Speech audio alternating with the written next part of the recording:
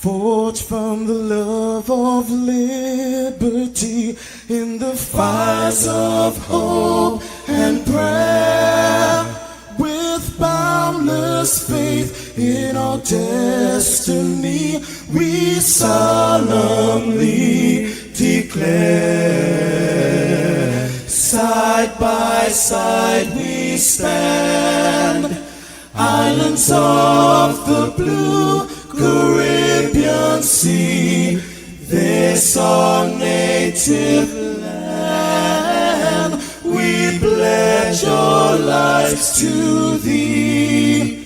Here every creed and race find an equal place, and may God bless our nation. Here every creed and race find an equal place,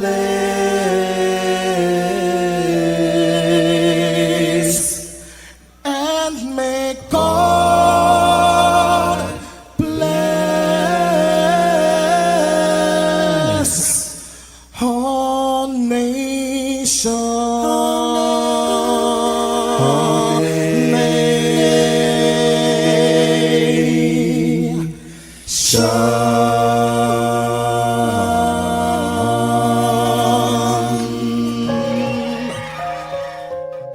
Heavenly Father, we come before you at the start of this new day, giving thanks for life, for health, and the opportunity to serve through this station. We ask for your divine presence to guide us in all we do. Bless this broadcast, that it may be a source of inspiration, joy, and unity to all who tune in. Whether near or far, may our words uplift, our music heal, and our message bring light to those who need it most. We pray for our listeners, wherever they may be. Grant them strength for the day ahead, peace in their hearts, and success in all they put their hands to. Cover those traveling with your protection, and those at home with your comfort and provision. Lord, may everything we do bring honor to you and be a blessing to others. Guide our steps, bless our efforts, and let this station be a vessel of positivity and hope. In your name we pray. Amen.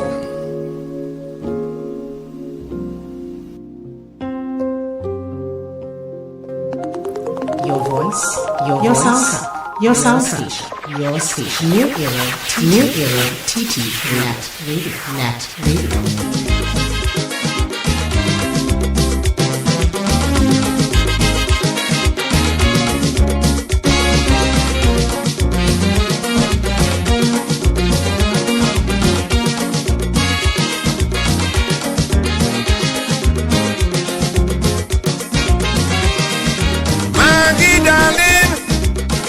Dumpling, don't get so mad. Please let me explain. Do darling, sugar dumpling, you don't get so mad. Please let me explain. I'm telling you the truth.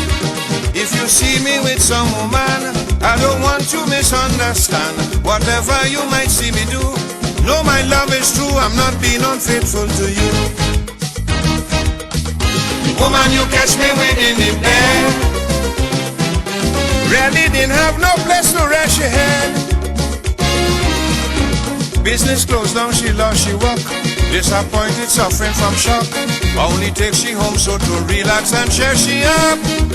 You know how them things go.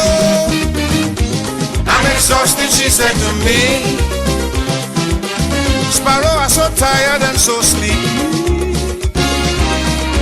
Casually she sat on the bed and asked me to massage her leg. That's all, that is all, that is all. Oh God, darling, that is all. Troublemakers will spread rumors for confusion. Oh no, don't take them on. You hear me? Just be trusting and don't dig nothing. try and understand. I'll never do you no wrong, baby. Darling, you I'll never deceive. There is no need to disbelieve. Keep your trust and your faith in me, and I promise you there'll be no infidelity. The woman you saw me with the other night, she and she man, they just had a fight, and I find it was really looking so bad. The man kicked she clothes in the yard. She sit down there and start to cry like she going mad. Oh, Lord. The $2,000 I gave to she was to buy a sandwich and a coffee. Not another thing happened. Me and this girl ain't nothing. That's all, that is all, that is all. Wake up, rise up. It's the Net Radio Breakfast Show, bringing you the energy, music, and vibes to start your day right. All right, everybody, and of course, good morning to you, and welcome to it. Good to have you here. Don't mind them and the news. Of course, this is New Era TT Radio, the heartbeat of the Caribbean, as we take you above and beyond. Come and shock up. Hope you people had a really good weekend. We'll be like, and welcome inside, that you are ready for everything that will be coming your way this week. I don't know why. Get to know that we are part of it. So let me say good morning to Trinidad, Tobago, neighbors in the Caribbean, friends who are streaming all around the globe. Nothing going on. Welcome, welcome, welcome. The girl I was with behind it. Sir Charles, that is me. Don't vex because I was holding. And the music of the Mighty Sparrow in the background there for you, getting us going this morning. From in the east. Today, this week he celebrates 90 years. Trying to hold she pay tribute to the Mighty Sparrow this week in song, alright? Civic duty. And some other special programs concerning the Mighty Sparrow, but as we go along, we'll tell you more about it. But right now, it's time to get up and go, because this is your breakfast show. She didn't have no gun by she. Yeah, yeah, yeah, yeah, yeah, yeah, yeah, yeah, yeah, yeah, yeah, yeah. Wake up, it's a brand new dawn. The breakfast show got the vibes turned on. From Maracas Bay to the Savannah line, let's start the day in Caribbean prime. Oh, good vibes rolling through the air. The breakfast show energy everywhere. We talk, we laugh, we make you think. Grab your doubles or your morning drink.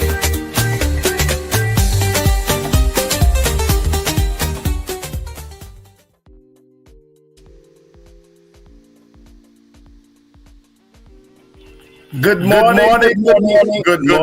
It's Monday, July. I'm here on it. Monday, July. Sorry. 6. Is it 6 or 7? It's 7. I think so. It's 7. Yeah, that's me. Sorry about that. Yeah, that's okay. Is it the July 7th? Is it July 7th, not so? Yes, it is. My 7, God. 7. So it's 7 because when you add the 2 5, that's another 7. Ooh. So it's a 777. 777, boy. Yeah, man. Anyway, good morning, Trinidad and Tobago. Good morning, Sir Charles. Good morning, Richard Raguba Singh. Good morning, Trinidad and Tobago. And good morning, listeners and viewers all over this wonderful group. It's an absolutely beautiful Monday morning in Trinidad and Tobago, as I'm sure it is all over the globe. And we are happy to be in the land of the living. For those of you who would have lost loved ones, I saw a death over the weekend. Okay, Hans Hanuman Singh, a noted journalist, in Trinidad and Tobago, he passed away over the weekend. And I think Ricky Singh from Guyana, a noted journalist also from Guyana, Ricky Singh, he also passed away over the weekend. So condolences to those who, of course, who have lost loved ones. All right. We also lost coming out of Tobago, one of our gospel singers, if you want to put that, K. Allen. Who's that? K. Allen. Okay, I don't know the name. Yeah. Yeah, but we right. lost K over the weekend also. All right. So condolences to the relatives of K. Allen, who passed also over the weekend. And of course, we're in the land of the living. Nothing could be more pleasurable I have to tell you guys, I barely slept. I was in St. James Hall most of the day yesterday, of course, for the Jose Festival, the Jose commemoration. I shouldn't say festival, Jose commemoration, and I had some, family time again as usual, because as I said, it's something that my family and I grew up doing. I played Jose for many, many, many years, so I participated in Jose for many, many, many years. So it was a joy to hang out with St. James. If there's one time you could guarantee to see St. James / cookery people, is at the Jose commemoration. St. James alive. St. James was alive yesterday, and of course the night before, when the big Jose's, as we say, come out. It's called a Taja. It's a replica of the mosque in Karbala. So it's a nice feeling, and of course the drums are infectious, so a lot of people love the drumming of Jose, you know what I mean? And it's cross-sectional. Jose in St. James in particular, I can only speak about the Jose in St. James because I know that there's Jose in Cedros and maybe a couple other parts of the country, but I've never attended it. But the Jose in St. James is cross-ethnic, cross-religion, cross-race, you name it. Everybody participates. What's everything? Yeah, it's across the board, And I was happy yesterday that the Minister of Local Government, the Honorable Khadija Amin, took up my invitation, and she came down and she live in Jose. And then she, of course, invited another government minister. I'll let you all guess who it is. I will let you all guess who it is. Who came and also met somebody sorry, who said so on. It was a big surprise when that particular government minister came. I'll let you all guess who it is. People in the chat, only make a guess they quick. Only can make a guess in the chat. Who was the government minister? The other government minister who came in the Jose last evening. You know what I mean? Khadija Amin was there. As I say, Khadija Amin, we go back a long way. She's like family. You know what I mean? But she invited another government minister who came, and I'll make you all guess. You can guess who it was. But here we are. Where did that boy go? He's still counting money. He don't have to pull himself together. He had a full weekend of theater. Friday, Saturday, and Sunday. I know that Kathy and Charles went. Because she did message me about her visit to theater. She said, Wendell, a particular part of that play reminded me. Anyway, she told me not to say. It's a lot of real life thing that happens. Yes. I promised Katia I wouldn't say which one of the parts of that play that reminded her, right? That brought back memories to her. Imagine that.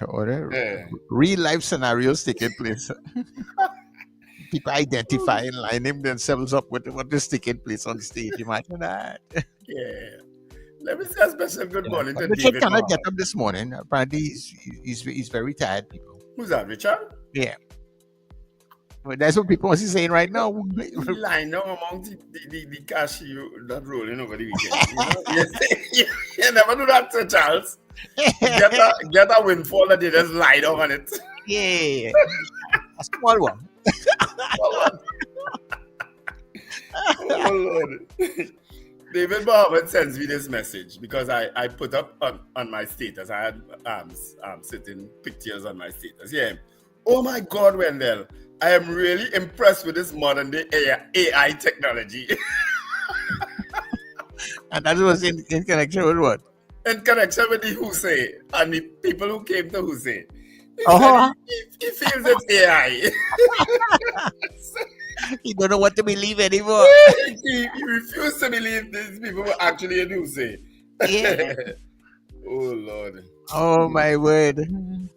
Somebody's also sending me a message that Lara's test record is under threat. By whom?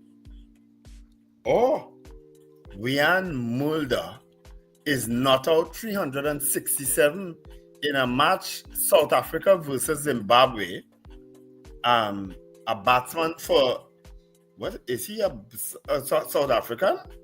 Cricketers, Gerard Joseph and Norris, who all you who follow sports. Who's Ryan Mulder? Is he South African? I guess. Or Zimbabwean. But he is not out on 367 in a test match. Okay. Morning, Ronnie Walcott. Who's this guy? Ryan Mulder. Well, let me Google him one time and find out who he is. Yeah. Because Lara's test record is 400 not out, if you people remember. This guy already passed the 365 that both Garfield Sobers and Lara made. And he is on 367 not out. Ryan Mulder. He's a South African cricketer. He is not out. He is 27 years. And he is not out on 367. He made his debut for South Africa in 2017. Okay, that's something to follow. Yeah. Yes, thanks, Sherwin Kerr. He is from South Africa. Rhea Sampson, you're on the ball. Yes, that's the minister who surprised us last evening and came to St. James for the Hussey. Ryan Sampson got the name correct. But that'd be interesting. So that game, probably you're playing today again, another day. Well, yeah. I don't have to tell you. I decided yesterday, guys, that I am not. If ever I come and talk about West Indies cricket again on this radio, do me more of all you want. I'm done. You're fed up. You're done. You ride them off. I'm tired. West Indies, gutless, spineless, despicable cricket display with a bunch of people who really shouldn't even be playing club cricket. Imagine Craig Griffith was our captain. He's our opening batsman. He is playing in his 100th test match. 90 of them consecutively. Listen to me, people. He has played 90 consecutive test matches. And he shouldn't even be on the side he should be even on a side in the savannah playing cricket. In Timari. All you know is Timari? That is that wild grass that when you touch it just close up. You know what it is? Yeah, that's not the same thing like sting on it. Or it's like a picker. It's a picker. But when you touch it, it just close up. That's what we used to play cricket with in the savannah.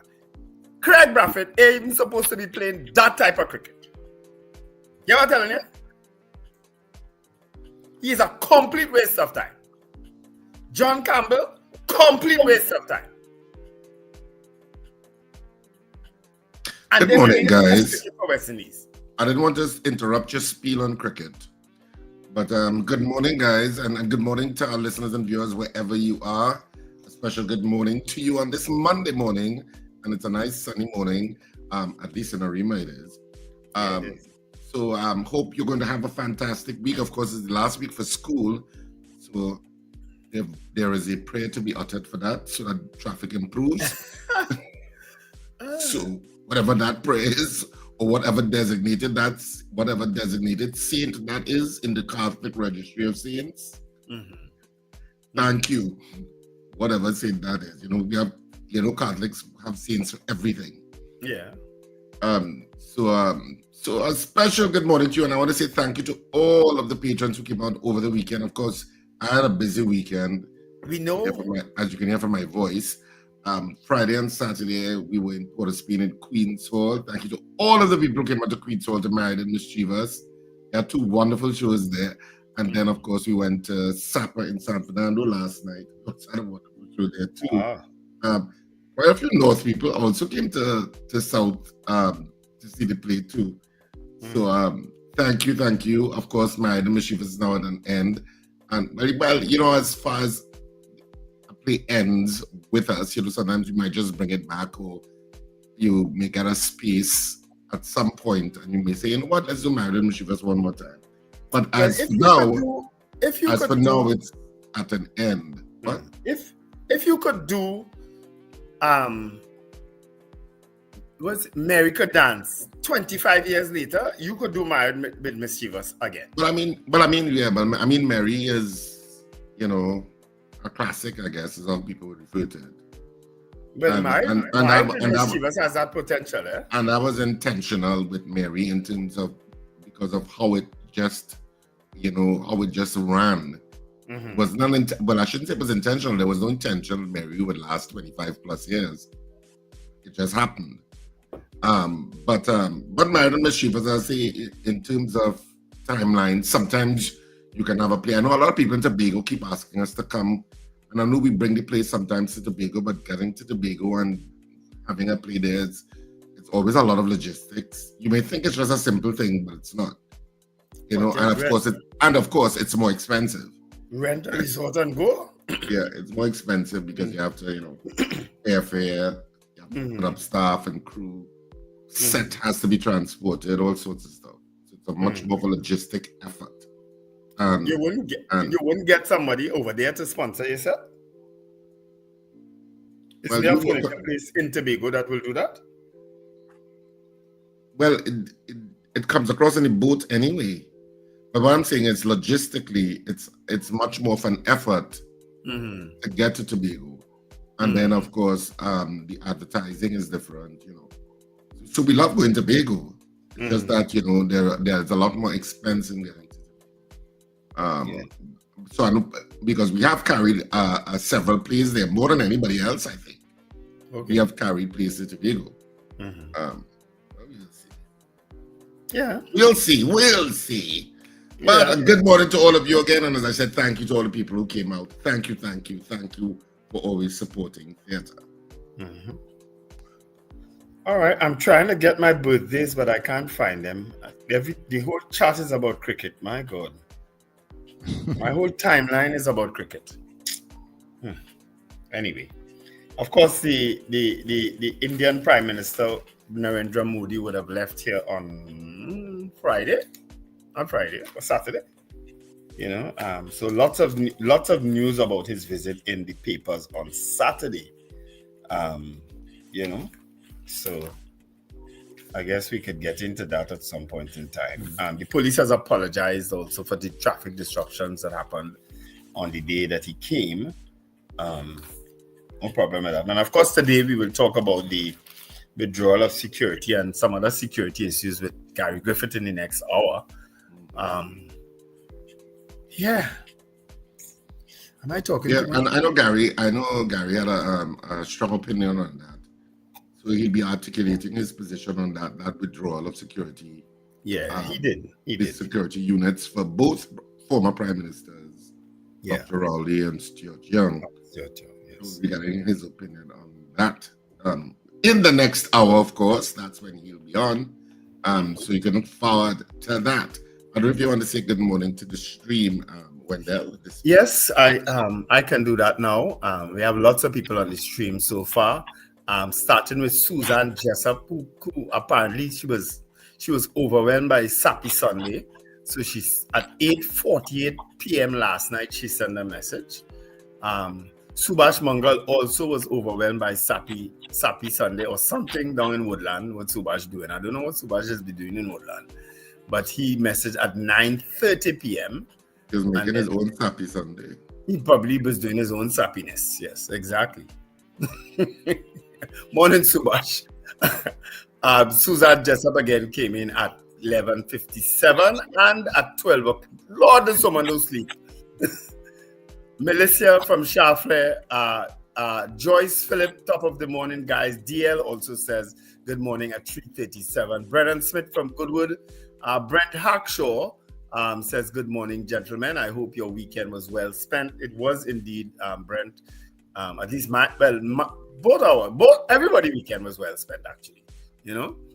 Richard entertained the public. I entertained myself, and Sir Charles entertained all the sappy people on Sunday. Marcia Rock also says good morning. Boy Bidesi from Debe. Alistair Hart from San Fernando. Marlon Motley says good morning, gentlemen and listeners and viewers. Wendy Ann James from Aranguez. Melchizedek says good morning. Erica Charles also says good morning. Sherwin and Juliet Kerr. Annie Bunyan. Hey, Annie, you're here from here early in the morning? Welcome. Good morning, Annie, and good morning, Marlon. And Ozzy Molino, Anthony Tinto says Grand Rising. Robert Taylor from Fernandina in Florida. Carol Guevarro from Central Trinidad. Garfield Hazel, Valerie Mendoza from Dabadi. Ambrose Blau from New York. He said, God bless you all folks who make this glorious morning program possible. Kathy Ann Charles again says good morning to the breakfast show. Of course, she went to your play, Richard, over the weekend. Oh, yeah, sure. And she said, you brought back memories. She cried, she laughed, she was emotional. So she said that you literally mirrored her life in some instances. You understand? Don't ask me what part of it. She tell me. Don't tell you all. You understand? Secret among friends. Okay. An Odell guy who I had the pleasure of meeting on Friday. Odell guy, this guy came to Rumbox on Friday. And of course, but I don't know who he is. You know what I mean? He said he's a fan of the breakfast show, you know, and he introduced himself as Odell guy. You know, I won't say where he works, but but he came in his work t-shirt, you know, but he's from Sangre Grande, you know, and he sit down there and he's drink rude boy like me. I said, but I didn't think I had competition. The man said I bat some rude boy there, boy. Anyway, it was a pleasure meeting you, Odell guy, on Friday. And don't be a stranger to Rumbox, of course. You know, don't be a stranger at all, you know. Katia said, Richard is still laughing from Saturday night. Excellent performance by all. Hillbench, good morning. Thank you, Kathy. Sorry? I'm saying thank you to Kathy. Oh, yeah, sure. Shoma Paul says good morning. Cheryl Johnson also says good morning. She's from Malabar and Arima. Lambert Bruce from El Dorado. Gavin Frank from Powder Magazine in Cocorit. Slick Money Grip says good morning. Mrs. R. Hey, Mrs. R, we missed you on Friday. Go on. This is the first time I think we've ever done this program and you did not say a word. Good morning, Mrs. R. So welcome back. Rena Boudou Jennings, good morning, dear hearts. Cat Consulting, who is Chris Toussaint. My son reports to basic training in the U.S. Army today. Oh, good. Nice. Well done, young Mr. Toussaint. Ria Sampson said, was it Barry? And Ria, you are absolutely right. Barry Parra came to Jose last evening. You know, it was in fact Barry Parra. Sherwin Kerr says, yes, Wendell is South Africa. That's the guy who is closing in on Brian Lara's record. And Brian Lara's held that record for 25 odd years, is it? I think so. So long, right? He's had that record. Oh my God. 25 years, I say. Yes, no. I don't like to call things and I'm not sure. We are verified here in the meantime. We can't verify as we go along. No. Brian Lara's record. When he made he's 56 years now, right? When he made that, anyway, I'll find it just. Siobhan Shogun says good morning. CJ from New York. Morning, CJ. Do have a wonderful day. Ron DeSantis Jr. says, your son, as he reports, God bless your son. Chris Toussaint, he's saying God bless your son as he joins the U.S. Army today. We say thanks for his service. Andre Reno also says good morning. Ram Naresh says marvelous, magnificent Monday to all. Greetings and blessings to all. Let's surrender ourselves to Jesus this new week. I think Richard he sends that message for you in particular. Mrs. R says, yeah, he reached. Wendy and James says, yes, West Indies was despicable in this point. And yes. Ram Naresh also says he hopes Brian Lara's record is not broken. Well, I mean, if I'm 367 not out, trust me, I am going to break that record. Yeah. 2004, Wendell. Huh? 2004. 2004, right. So that's 21 years ago? 21 years ago. I hope my math's correct. Yeah. Paul Cody says, good morning. Richard Jeremiah, morning, my brother. And Ram Naresh sends more messages to Richard. Trini gets fit, morning, guys, from Rain in Labre. Okay. Wayne Ramsey from Fort Lauderdale. Andrew Joseph, Carol Guevara. No good news today. Yeah, we'll do good news just now, Carol. Jaron Joseph, Ava Smith. Yes, Jaron confirms the record is under threat. Donna Ramlo Chan, Lennox Francois, Kazim Mohammed, Prabha Ramdial. Morning, Prabha. Lester Cragwell says, good morning, guys. What's with the viral video showing the Indian Prime Minister favoring the Eastern Union? You know, when I saw that live, it didn't look as bad as when I looked over it in the several videos. Lord knows how many people sent that to me over the weekend. It didn't look good when I looked over at it. You know, I couldn't understand it. You know what I mean? I just think protocol went bad on that particularly. But I see they're accusing the chief protocol officer of things. I know that lady. She's not like that. You understand? I just think something went wrong, and Mr. Modi, Prime Minister Modi, got that part of it wrong also too in how he ushered the young man behind. I just think it's an unfortunate video, right? It's 21 years, all right. Sherwin Kerr, Lara made his record in 2004. Wendy and James, yes, Mulder is 367 not out. And David Ware says, good morning, all rest in peace, K. Ali. All right, so those are our messages. So Charles, do you have any? Yeah, Terry Ann Peters got in very early this morning. Also, Margaret Thomas, good morning to you, Margaret. I don't know why I'm tempted to say Margaret Thompson, but it's Thomas. To Kenwin, Henry Indigo Martin, good morning to you. Angela Collier, good day to you. Archbishop Ashton Clark in Canada, good day to you. Horatio Services is up very early with us also, good morning. Stephanie Santana, Auntie Stephanie, good morning to you. She's discovering us on New Era TT Radio. She's glad to be locked on. Carlin out there in Carenage, good day to you. Captain Ron is out in Orlando and having a good time with us. Mr. Billy, blessed day to you. And Vincent Ashton, good day to you also. Those are the greetings that I have so far. All right. Of course, special good morning to Gary Adge from Shafler Auto. And of course, Amjad Ali from Furniture Plus. Special good morning. And of course, the gentleman, what's his name? Horatio from Horatio Services. You know, special good morning to you, gentlemen, who continue to make this breakfast show a success. The breakfast show. Yeah, I want to say, I don't know if you touched on it, Wendell, but you know, Kealin Maloney, she did pass yesterday.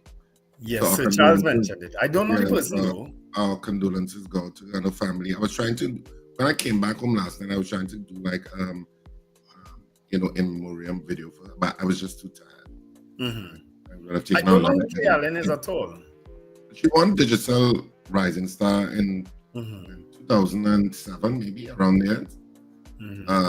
But she was a prolific singer, a gospel singer.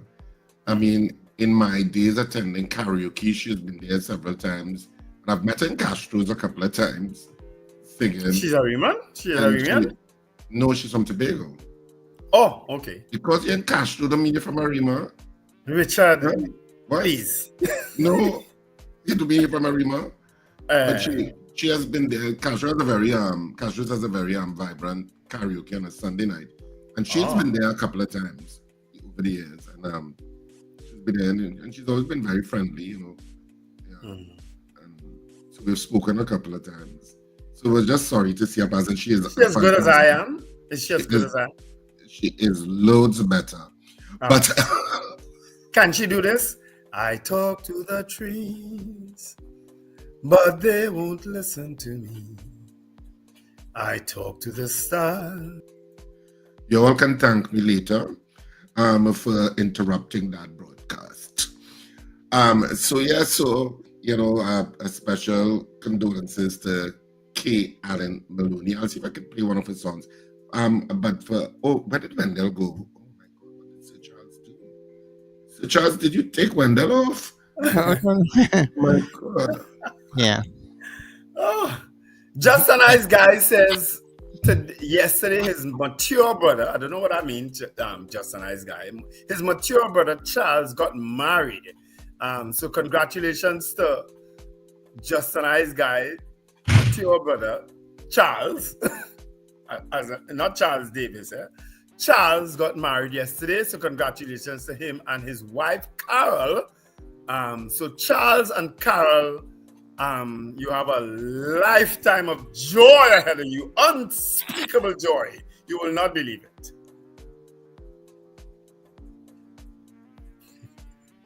Go and watch Married.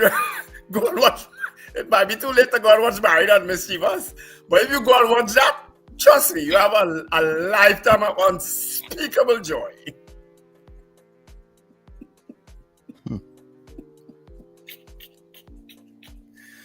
Oh, Lord. I'm in a very mischievous mood.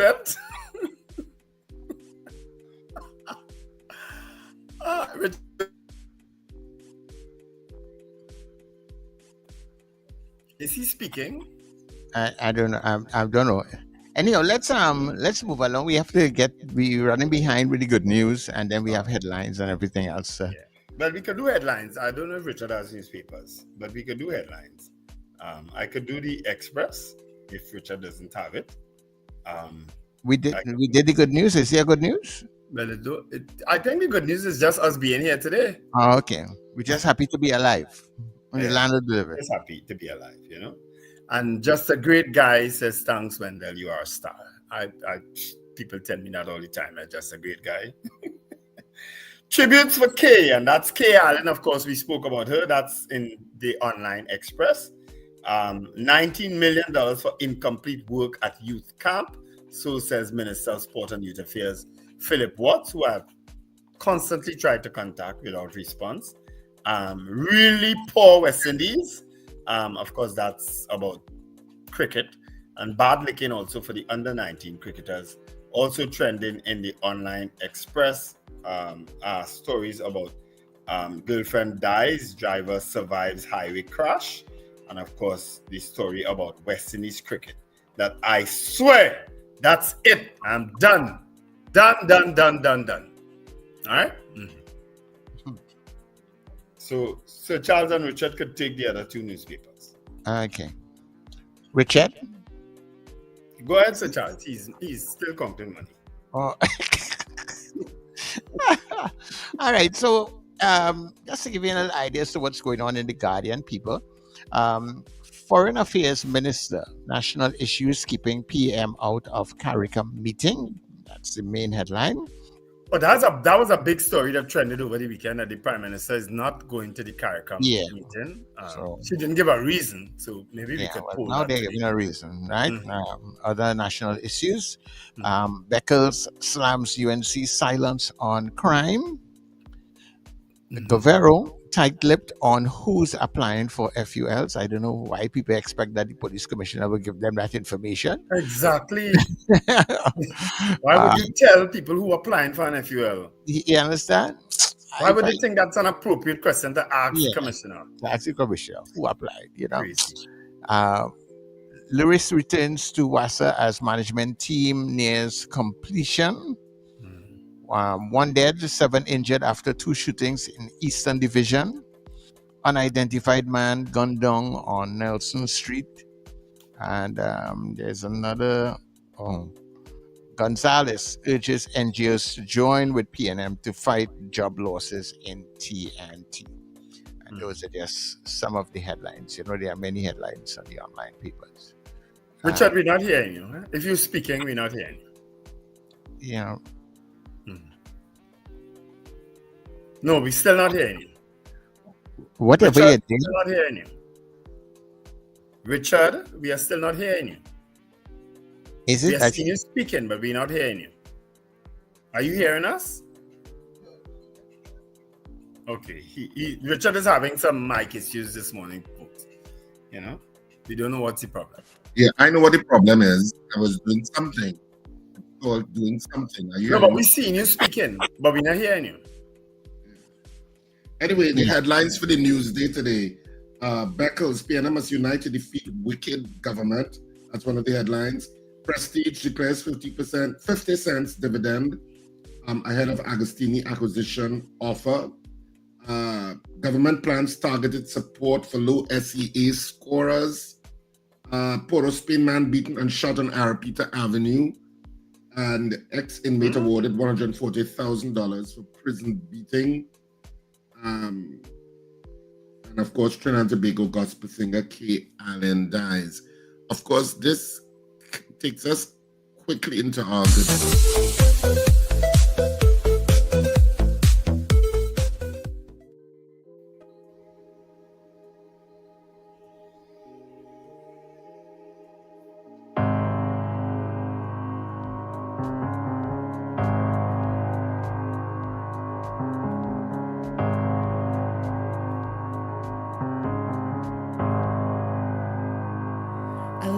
You, Lord, for your mercy never fails me.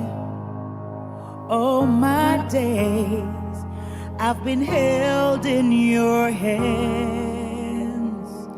From the moment that I wake up until I lay my head, oh, I will sing of the goodness of God. All my life you have been faithful. All my life you have been so good. With every breath that I am able, oh, I will sing of the goodness of God. I love your voice, yes. You've led me through the fire. In darkest nights, you were close like no other. Said I've known you like a father. I've known you as a friend. And I have lived in the goodness of God. Oh, yes. All my life you have been faithful. Yes. All my life you have been so good.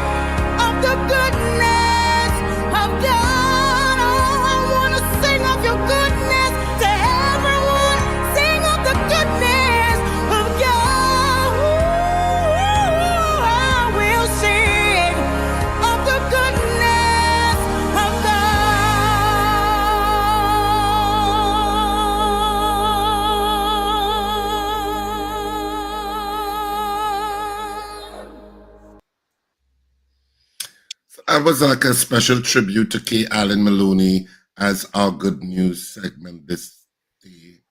And Trinidad and Tobago has lost one of our fantastic voices. Yeah, a beautiful tribute. Add that too. Met You see Kia. what she is able to do there? What she is able to do there, that vibrato. I mean, when I was singing, my music teacher would always tell me, you have to practice that. It's a practice. It doesn't come naturally. You understand? But that vibrato in your singing voice, that's something that is not easy to do. And she has done it excellently.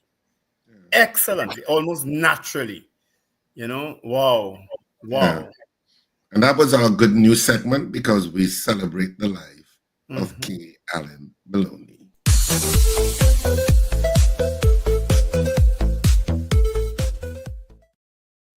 Wow. Beautiful singing. I don't know her at all, I have to admit.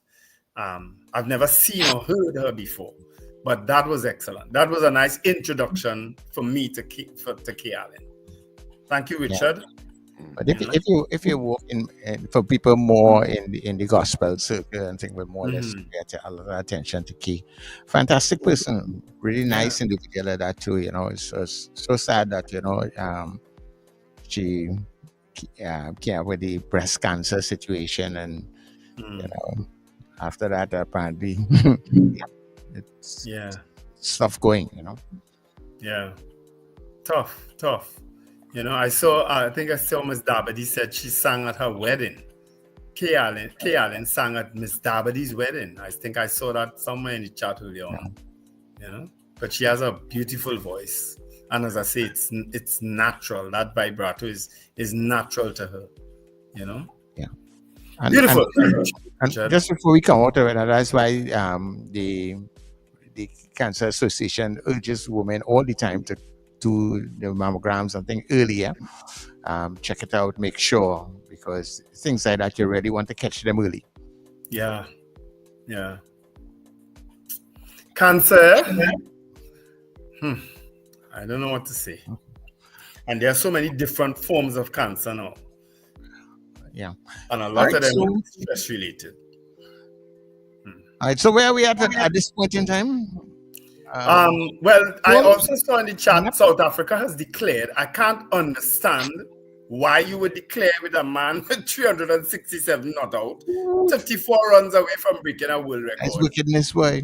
You declare. I don't understand that, but nah, that's what they did apparently. Because I've seen apparently they probably don't know of the record or what. Who would not know of that record? To know that the man's so close and all this declare. And you declare. And against a side like Zimbabwe, 34 runs can come in one over. You know what I mean? That one hard to understand. Yeah, I can't understand that logic at all. No, I don't understand it either.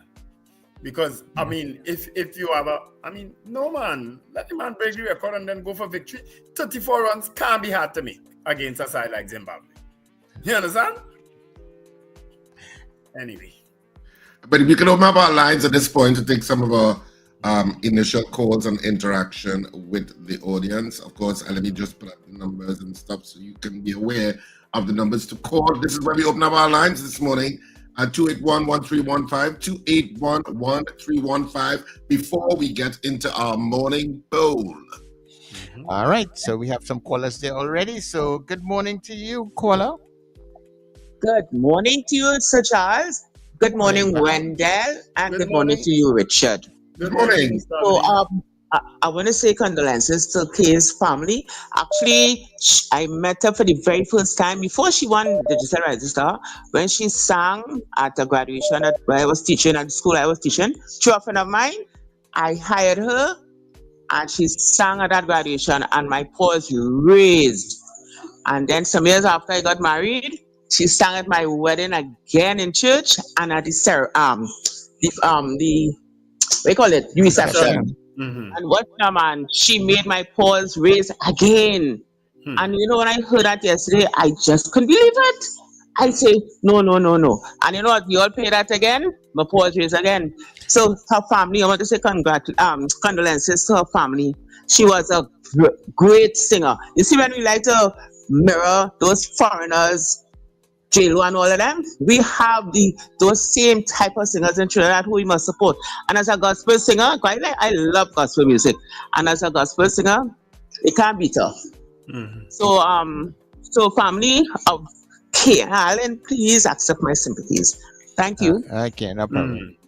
And a young person, you know, she in her 40s. Wow. Cancer.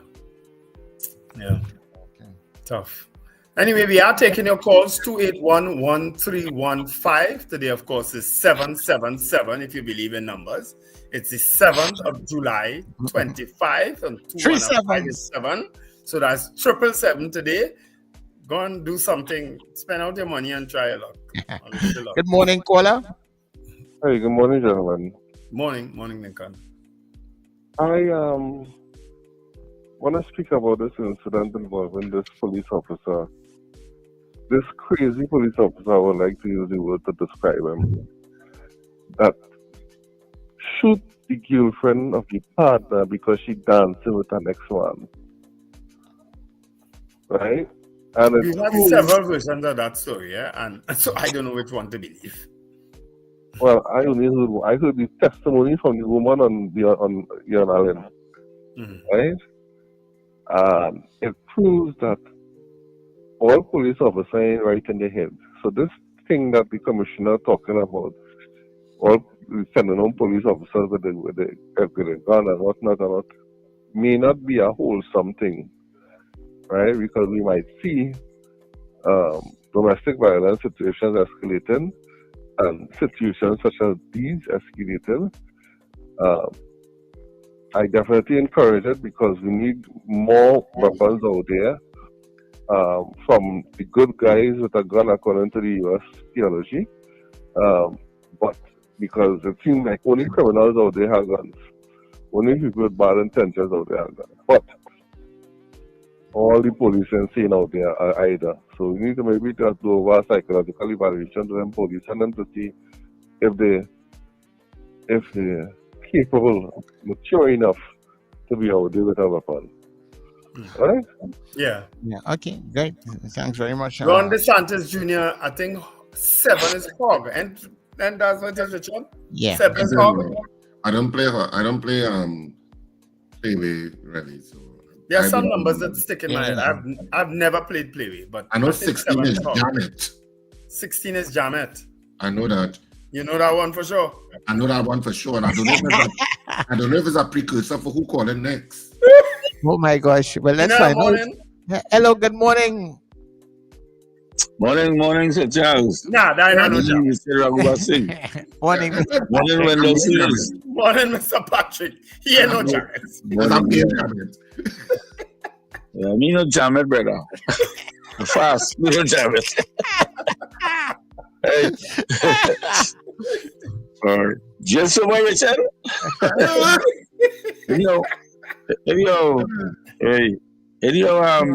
This morning, I feel sad this morning to know about the passing of Allen. Allen was my good friend. She was a member of the church where I used to go to. Understand? She used to sing very, very, very, very good. When that young lady, when we met her, she had a natural gift for singing. Okay. You understand? I can tell. And then she built up herself. And she went Digital Rising Star. And then she ended up singing for the world. You understand? And then sometimes we hear that she gets sick. And it was breast cancer. The church raised funds and things for her to do surgery, to do other things. And next thing, we had a concert recently to raise funds for recovery. So I said, let me get recovered. Only to hear this sad news, she passed away. Yeah. Breast cancer is a killer. Anyhow, pray for she family to be strong. And she good singing partner, Jamal. As in Jamal Miller. Nice. So, women, go check all yourself out. to find out what is all your situation. But you have a good day. Yeah. I know the percentage of women who check themselves is far outweighs the percentage of men who check themselves.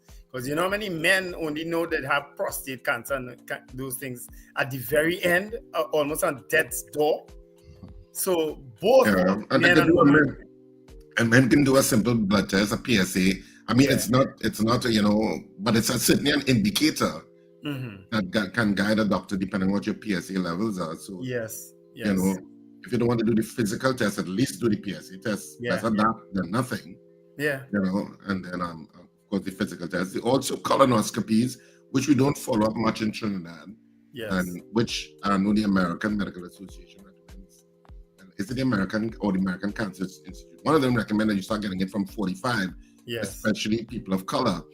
Yes. And colonoscopies are not, it's an automatic thing that could go into your insurance, as far as I'm aware, for Americans, but in Trinidad and Tobago, insurance companies don't cover colonoscopies for whatever reason as a preventative measure.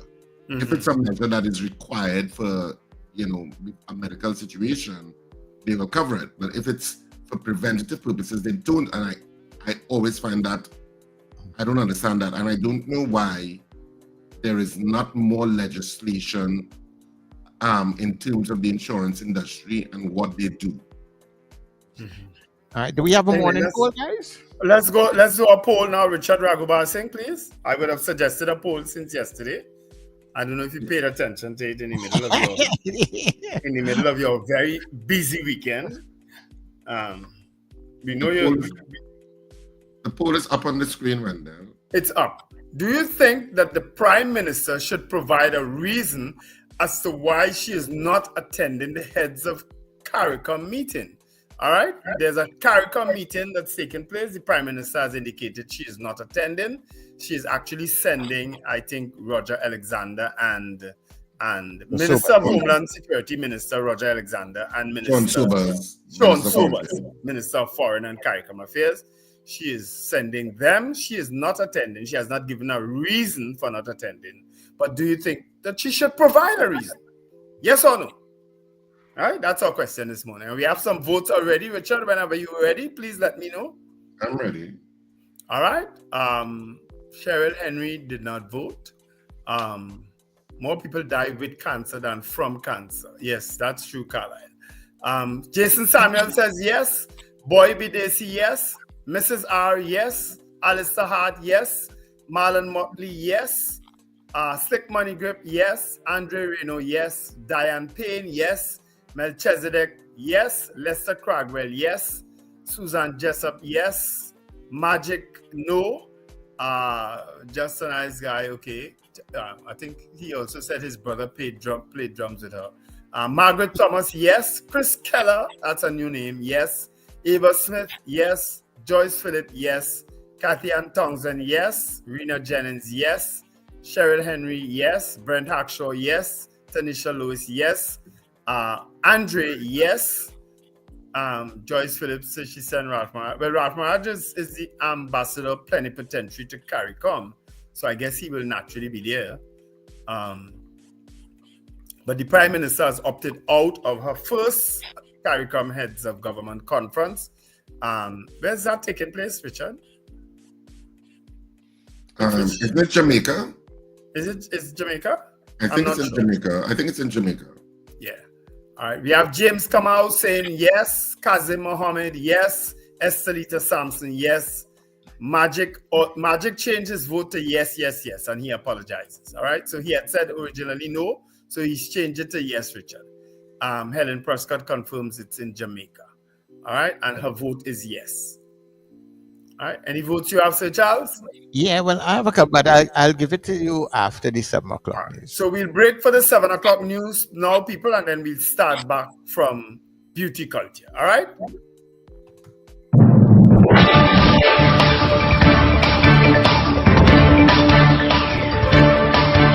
The news you need, the clarity you deserve. Local, regional, global. This is Net Radio News Now. This is news on New Era TT Radio for Monday the 7th of July. I'm Derek, in for Amanda today, who has the day off. Here's what's making the news now. Education Minister Dr. Michael Dowleth says this year's SEA results reveal a troubling learning gap, with over 2,000 students scoring below 30% in the national exam. Speaking at a recognition ceremony for the top 5 performers, Dowleth said more than 1/3 of students scored under 50%, raising urgent concerns about literacy and numeracy in the primary school system. Among the top achievers were Nicholas Dolly, a student on the autism spectrum, Xavier Tellisford, who was homeschooled, and students from Macaulay Government, Exchange Presbyterian, and Jordan Hill Presbyterian. The 2025 exam marks the first under a new assessment framework, which includes reintroduced math objectives. Dowleth noted that results now set a new national benchmark, making year-to-year comparisons invalid. The ministry plans targeted interventions, including a vacation program and the option for underperforming students to resit the SEA in 2026. In total, 17,870 students sat the exam. Trinidad and Tobago's Foreign Affairs Minister Sean Sobers is leading the country's delegation to the CARICOM Heads of Government meeting in Montego Bay, Jamaica, which began Sunday. Prime Minister Kamla Persad-Bissessar will not attend the summit, but has sent written greetings to host Jamaican Prime Minister Andrew Holness and held virtual consultations ahead of the meeting. Sobers will be joined by Homeland Security Minister Roger Alexander, senior diplomats, and Ambassador to CARICOM Ralph Mirage. Discussions will focus on regional energy, trade, food security, and the CARICOM single market and economy. Minister Alexander is also expected to engage with Jamaica's National Security Minister Dr. Horace Chang and participate in a regional security expo from July 6th to 8th. Meanwhile, former Foreign Minister Dr. Amory Brown criticized Persad-Bissessar's absence, saying it sends the wrong signal to the region, and questioned Sobers' engagement at past regional meetings. The CARICOM summit runs until Tuesday. A Ugandan man with alleged ties to ISIS and Al-Qaeda has been red flagged by Trinidad and Tobago's Financial Intelligence Unit. Abubakar Swale, also known as Tom Kirich, has been accused of providing financial and logistical support to ISIS in Africa since 2018. Following a high court ruling on June 17th, the FIU ordered all financial institutions in Trinidad and Tobago to freeze any assets or accounts directly or indirectly linked to Swale. Authorities say Swale, recently extradited from Zambia to Uganda, is suspected of working with ISIS operatives across the African continent and may have associates in Trinidad involved in terrorist financing, though there's no evidence he's ever visited the country. He was added to the UN Al-Qaeda sanctions list and has been charged in Uganda with terrorism-related offenses. Trinidad's FIU is warning institutions to stay alert and comply with the court's freeze directive to help cut off international terrorism financing networks. Over $6.5 billion in public funds was pumped into CPEP between 2009 and 2023. But more than 60% of it remains unaccounted for, with no financial audits submitted to Parliament since 2014. A Guardian media investigation reveals that from 2018 to 2023 alone, CPEP received $2.5 billion, but conducted no internal audits during that time. The 2024 Auditor General's report also flagged $55.6 million in unsupported payments. CPEP has blamed a server crash for the loss of records, but no hard copies were found either. Shockingly, a container of destroyed documents was discovered near the company's headquarters. The Public Accounts Committee is now calling for a forensic audit, but the Auditor General's office says it lacks the constitutional mandate. Between 2011 and 2023, under both the UNC and PNM administrations, CPEP received billions in funding, with peak allocations in 2015 at $606 million. Critics say the program has become a hub of financial opacity, and calls are growing for urgent reform and investigation. Tributes are pouring in for Hansley Hans Hanumansingh, the legendary broadcaster, cultural pioneer, and former MP who passed away on Friday at the age of 82. A former Coroni East MP, Hanumansingh became a household name through his decades-long media career, hosting popular radio programs like From the Silver Screen and later founding Radio Heritage. He also served as president of the National Council of Indian Culture, where he spearheaded the creation of the now iconic Diwali Nagar. The Ministry of Culture hailed his unwavering commitment to public service and national development, while opposition leader Penelope Beckles remembered him as a calm authority and passionate advocate. Awarded the Hummingbird Gold Medal in 1990 and an honorary Doctor of Laws from UWI in 2010, Hanuman Singh's legacy spans media, culture, politics, and heritage tourism. Described by many as a national pioneer and a fearless champion, his death marks the end of an era. Funeral arrangements are still being finalized. In international news, flash floods in central Texas have claimed the life of one person and left 2 others missing, according to officials in Williamson County. County Judge Steve Snell confirmed the tragic news at a press briefing, adding that first responders carried out 10 rescue missions, saving 27 people from rising waters. Much of the devastation centered around Camp Mystic, a summer camp nestled deep in the Texas Hill Country, where the Guadalupe River surged more than 25 feet during the floods. Evacuation efforts have been challenging. Reporters trying alternate routes described narrow, muddy roads surrounded by open fields, far removed from main highways. One sheriff's deputy stopped them, saying, "We're only out here looking for missing girls." Meanwhile, other crews managed to access the camp via the river route as search and rescue efforts continue. More updates as they become available. And that's news now on New Era TT Radio. The Breakfast Show continues with Wendell, Richard, and Sir Charles in a few moments. That was news now. Stay informed with New Era TT Radio, Net Radio. Your mid-morning just got better. Join Sir Charles for the mid-morning mix and mingle, where good music, real talk, health, and family matters come together, and your voice is heard. Whether you're at work, on the go, or just taking a break, this is the perfect mix to keep you engaged, informed, and entertained. The mid-morning mix and mingle, weekdays, 9 a.m. to 12 noon on New Era TT Radio, Net Radio. Join me, Brother David Muhammad, every Tuesday from 6 p.m. to 8 p.m. here on New Era TT Radio, Net Radio, Powerful Radio. Join me to hear knowledge, wisdom, and understanding. Tuesdays, 6 p.m. to 8 p.m. here on New Era TT Radio, Net Radio. Mornings just got better. You're locked into Net Radio Breakfast Show, fueling your day with the best music and real talk. Willie dead, Willie dead. Willie dead, Willie dead, oh. Willie dead, Willie dead. Willie dead, Willie dead, oh. Willie fall down dead. He can't raise his head. Willie fall down dead. As they look at you, you used to threaten them. Any chance you get, you used to flatten them. Now they talking for the spades. You went terrible again. I tell them you just taking a rest. What you lay down there now for over a month. Seem like the more rest you get is the more you want. Them girls say you're born, you're bearing, and it's just excuse they hearing. Show them you has just slapped me in my chest. So many good times we had together.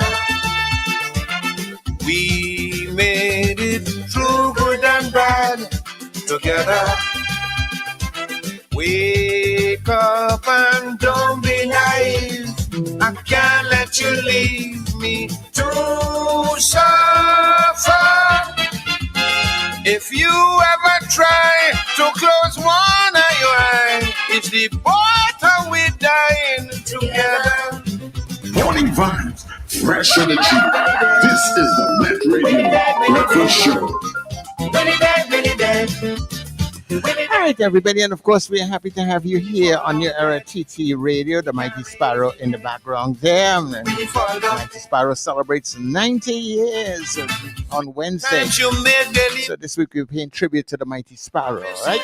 Never more to Hey, coming up a little later on inside of the Drive Time Exchange with Tony Fraser, $6 billion spent on CPEP without a proper accounting done on the expenditure.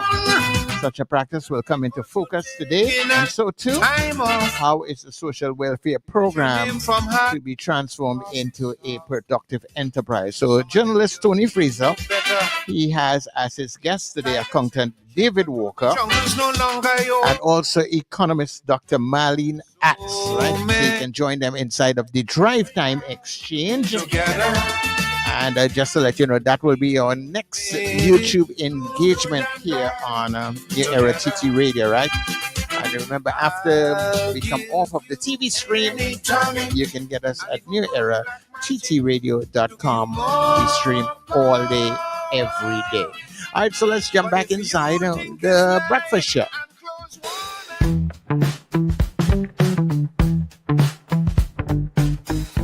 S&H Rumbox, 137 Western Main Road, St. James, for all your retail and wholesale needs for alcohol and non-alcoholic beverages. Call us at 686-0599 or visit us at 137 Western Main Road, St. James.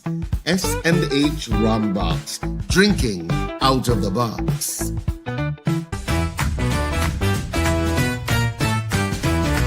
Advertise with us on New Era TT Radio, the fastest growing streaming platform for talk in Trinidad and Tobago.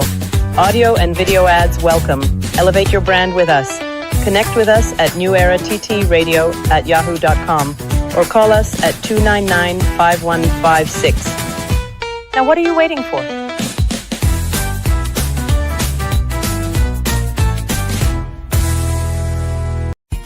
This summer, give your child skills of a lifetime with several boot camp. Children between the ages of 5 to 17, come enjoy Children Iron Chef Competition. Your child will learn to prepare healthy breakfast, lunch, dinner, CPR, first aid, and conflict management. With field trip, your child will be given free apron and certification upon completion. Call 492-7397 or 336-4935. Institute of Health and Fitness Company Limited, located at number 79 St. Vincent Street, Tunapuna.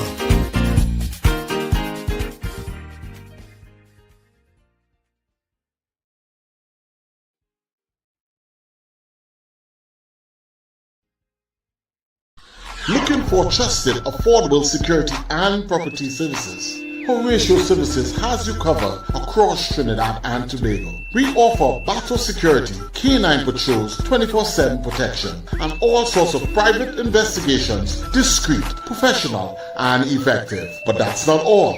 We also provide construction. From building to renovation, we bring your vision to life. Landscaping, keep your outdoors looking sharp and inviting. Maintenance, repairs, upkeep, and everything in between. At Horatio Services, you get professionalism, reliability, and personal care. Whether it's safety or property support you need. Visit us at Moreno Street, Arima. Call 373-5122 today. Horatio Services, protection, precision, peace of mind.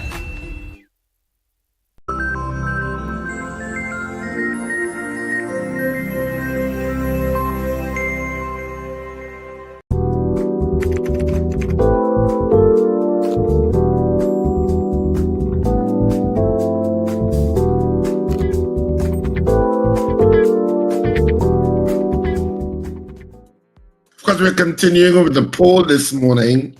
I know Sir Charles had some poll results to give us before we get into our interview with Gary Griffith, who's on standby waiting to enter the studio. Okay, so you ready for it? Frank Andrew says no. Black Pearl says yes. Lincoln says no. Captain Ron says yes. Junior says yes. Ifilise says yes. We have Horatio saying yes. Karen in Tobago saying yes. And Zena saying yes. And that's what I have. All right. I have some more on the YouTube channel. Richard, are you ready for them, sir? If I'm taking down Sir Charles, what you think? Snartiness when. Well, Snot. he lucky we now up in the tea room, you know, Sir Charles. He get it, you know. You would get it, you know. Beauty Culture, of course, says yes. I suspect it's a failing health. It may not be. Ram Norris says yes. Dwayne Sylvester, yes. CJ, yes. Melissa, yes. Pearl Cordis, yes. Garfield Hazel, yes. Wayne Ramsey, yes. Anne-Marie Watson, yes. Sentil Lincoln Francis, yes. Yeah. I think he also voted with Sir Charles. Scorpion Pepper says yes. Annie Bunyan says yes. Andre868 says yes. DL says yes. Brennan Smith says yes. Terry Ann George says no. Who else we have? Really Dead. Good. Thanks for playing that, guys. That's Ron DeSantis Jr. He's not dead in Woodland though by Subash. Reynald Roberts says yes. And Michael Oliver also says yes. All right. All right. So our poll this morning, just in case you didn't know what it was, I can bring it back up. And this was our morning poll. Do you think that the PM, the Prime Minister, should provide a reason as to why she's not attending the Heads of CARICOM meeting, which is taking place in Jamaica? We had 53 people voting on the poll this morning in the allotted time. And of the 53 of you voting on the poll this morning, 50 of you said yes, you think that she should provide an explanation as to why she is not attending the Heads of CARICOM meeting. 3 of you said, nah, she doesn't have to. So the yeas have it this morning by a huge margin. Do you think that the PM should provide a reason as to why she's not attending the Heads of CARICOM meeting? The vast majority of our listeners and viewers said yes, she should. 50 of you voting yes, and 3 of you saying no. That's the end of the poll this morning. Honk and crumple.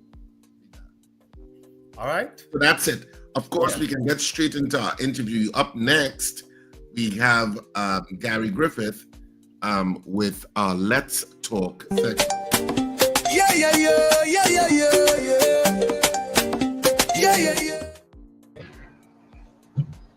Good morning, Gary Griffith, and thanks so much for joining us on the Breakfast Show. We appreciate you taking the time, as usual, to speak with us.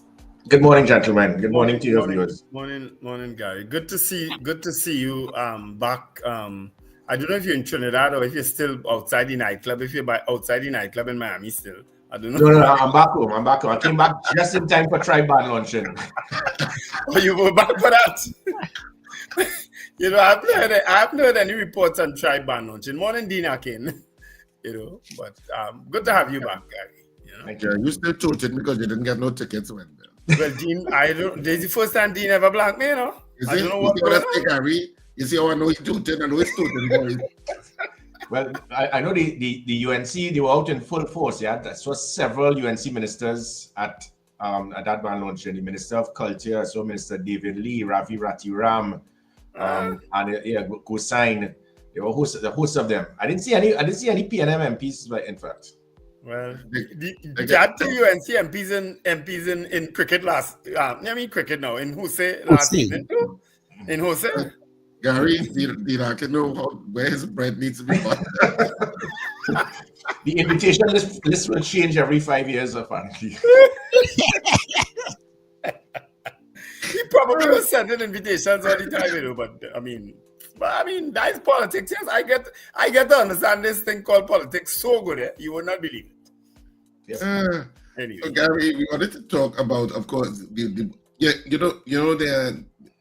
new government is relatively young, and they've made certain decisions. You're a former political leader, so you must be analyzing from a political perspective, because you can't help it in terms of analyzing from a political perspective some of the decisions they've made, including, well, if we could, I know we're getting to the security detail issue, which would be something that you be very versed to talk about, but generally, in terms of their first couple of months in government, what would you say? Because it has been not boring. I'll say that. You have about 90,000 people who lost their jobs between the Forestry Division and CPEP. You have a lot of other decisions that have been made. And moving ahead with the Pension Amendment Act for the Prime Ministers that whittled away Stuart Young's pension. Whether he's going to take that to court or not, we don't know. And then, of course, you had the withdrawal of the security details. You had those kinds of decisions that have been coming. What's your general assessment before you get on into the details? Well, what I believe is that there's a lot of bitterness that we had after 10 years in opposition, and that is what I'm hoping is not going to be like this throughout. It's not a case of it's we time now. Everyone remember when Shamfa Kudjo did something similar on the couple of weeks after the election in 2015. Accept it. We are here now. And the decisions being made, people may believe that it is because of sheer vindictiveness. It's our time now. Let's get back at you. And I think I will probably give the government the benefit of the doubt. Let us see if is it that they are trying to clear house and deal with certain issues, or is it specifically to target those persons who may have been politically aligned to the opposition? And my personal view on CPEP, for example, I can tell you that CPEP, it has these things, the CPEP, the URP, the Color Me Orange, the Dude, all of these things have been a disaster of corruption, mismanagement. You're giving contractors a contract for $500,000 to build up $50,000 box drain, and the profits, the money does not filter to the small man. I just hope that all the CPEP and all that should be done with something that can actually filter down more to the persons who need it, rather than to give to contractors who take 80% of the net profit and just give a little pittance to the smaller persons. If that is what it is, or is it just, we know CPEP is something that has been a filter to give financing to the PNM? We honestly don't know. The situation with cabinet and the security detail, that's another example of what I spoke about. And what is very sad, gentlemen, is that people automatically, you see that poll you did today, 58 yes and 3 no. There are so many of the no's that will try to justify things that are wrong. And the first thing you jump up, oh, he's a PNM, he looking for a job. I don't want and do Stuart Young security. Sit down and analyze. Some people, honestly, they don't have the IQ of that of a cucumber. So to them, they have to be totally blinded by politics. And regardless of all the data and the facts you show, I don't care. Kamala always right, the PNM always wrong, or vice versa, by the way. And what I think, it is still a honeymoon period. Eventually, the government may need to stop Chanda Paulin, Shivnara and Chanda Paulin their way by staying in the crease, batting slowly, and making sure they go back into the pavilion at the end of the day. Eventually, decisions will have to be made. We've seen these 3 new ministries, which I actually drafted, the Ministry of Justice, Defense, and it's supposed to be Home Affairs, by the way. They keep saying Homeland Security. And again, if they understand what the U.S. Homeland Security is equivalent to the Ministry of Defense.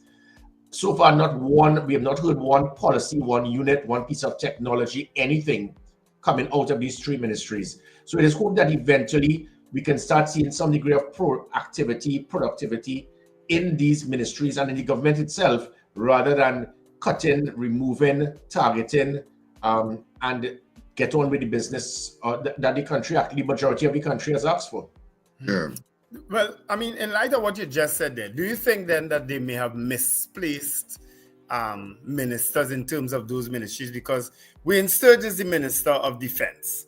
I mean, it was reported in the beginning that he didn't want a ministry, right? But he was asked that he should take one, right? Because Winston is a very successful attorney at law, and he may have preferred to remain doing his own thing, right? So clearly, he has not said anything since taking up that position.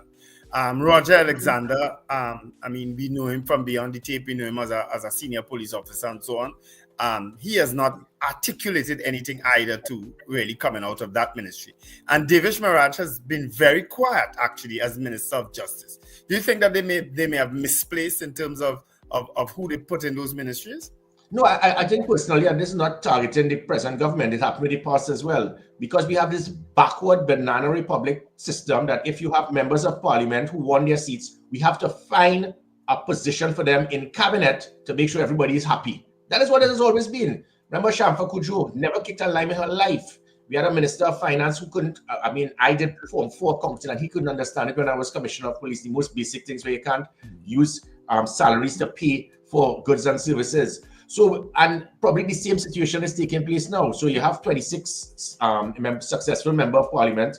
You have to give most, if not all, some seat as a minister or a junior minister so that everybody will be happy so that there will be no crossing of the floor. And then you put persons with absolutely no qualification, training, knowledge, or experience in the field. And that is exactly what we have. So you look, all right, well, he's on a 30, let's put him in the Ministry of Defense. When I drafted that Ministry of Defense, gentlemen, I drafted that since 2010 for Kamla. I improved it in 2013 as the Minister of National Security. I doubled up on it in during local government election.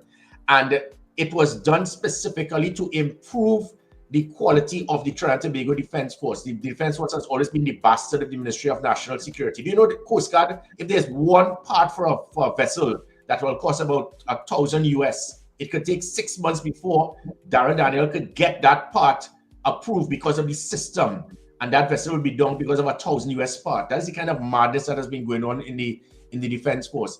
So there are many things that can improve the Defense Force, but the concept I had was that a retired Chief of Defense Staff would become the Minister of Defense. There's absolutely no one presently in the Ministry of Defense of a senior level, previous or present, in the Trinidad and Tobago Defense Force. So you have a Ministry of Defense and nobody in defense is qualified to assist the minister. So I'm not saying that the minister must be somebody fully trained, but have the quality people so you will understand. When I drafted the Ministry of Defense, there's dozens of different things that should have been done immediately to improve the age for, like almost 80% of persons in the Defense Force have to retire at age 47, which is almost half of the age for persons who your work span.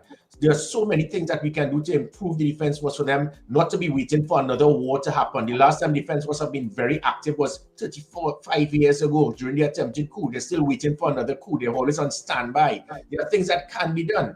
The Ministry of Defense, I drafted that specifically to deal with reduction, to reduce recidivism, to improve rehabilitation, to deal with systems where there have been over 80% absenteeism in police officers attending court and loopholes in the justice system.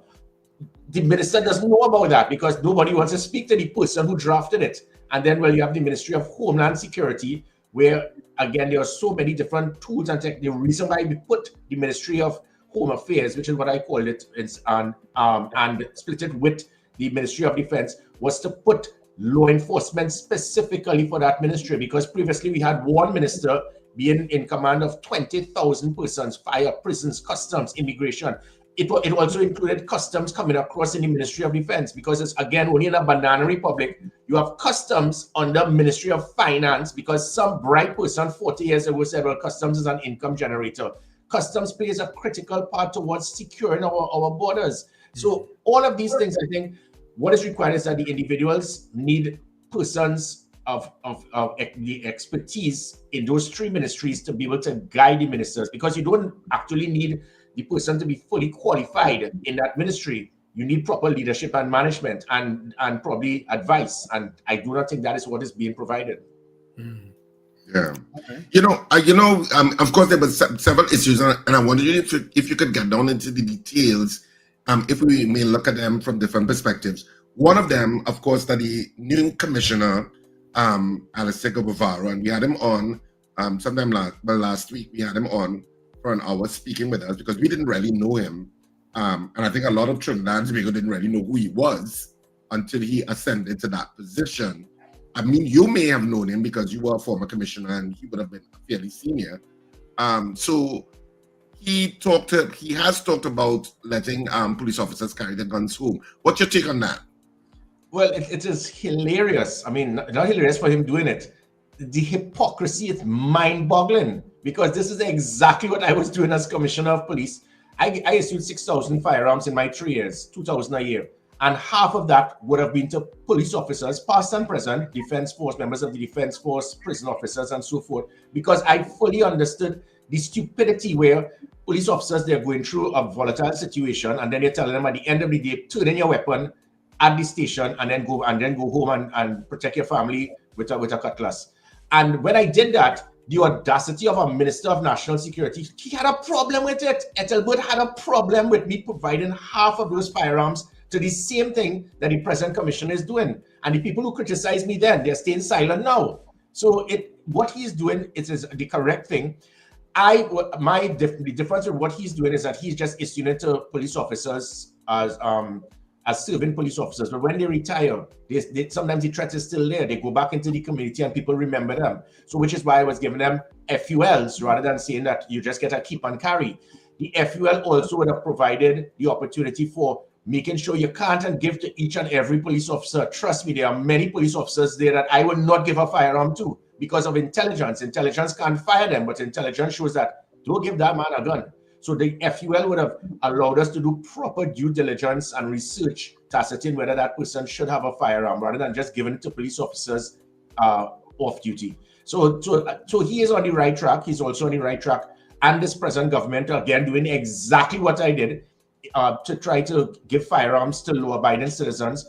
My personal view on it, I continue to double down, is that Kamala Prasad-Bissessar, ma'am, I would advise you think carefully. You cannot go beyond what I was distributing. If you go beyond that, you're going to water down the due diligence. And that is why I could always be proud to say that the 6,000 firearms issued in my 3 years, not one was lost, stolen, or used for a crime. Because if you don't, and that was just, he's talking about law-abiding citizens, civilians, 1,000 per annum. That is almost, when you look at that, that's almost 3 every working day. And that is a lot. You can't go more than that, because if you go more than that, you're not going to do proper background check. You're not going to be able to speak to the wife. You're not going to check their finances, speak to the neighbors, and then the wrong persons will get the firearm. And that is what is critical. So I think we need to stay to that level, which is why when she says, tell everybody, yeah, go and apply for a firearm like if it's doubles on a Saturday morning, just go and get it. You can't do that. There are already 35,000 persons out there waiting. And if these persons now you're telling them go back, go and come again, it's unfair to them because they've been in that waiting line for years. And sometimes the commissioners before me didn't even have the common courtesy to respond or acknowledge their request. That's why many of them took them to court. So I think he is on the right track.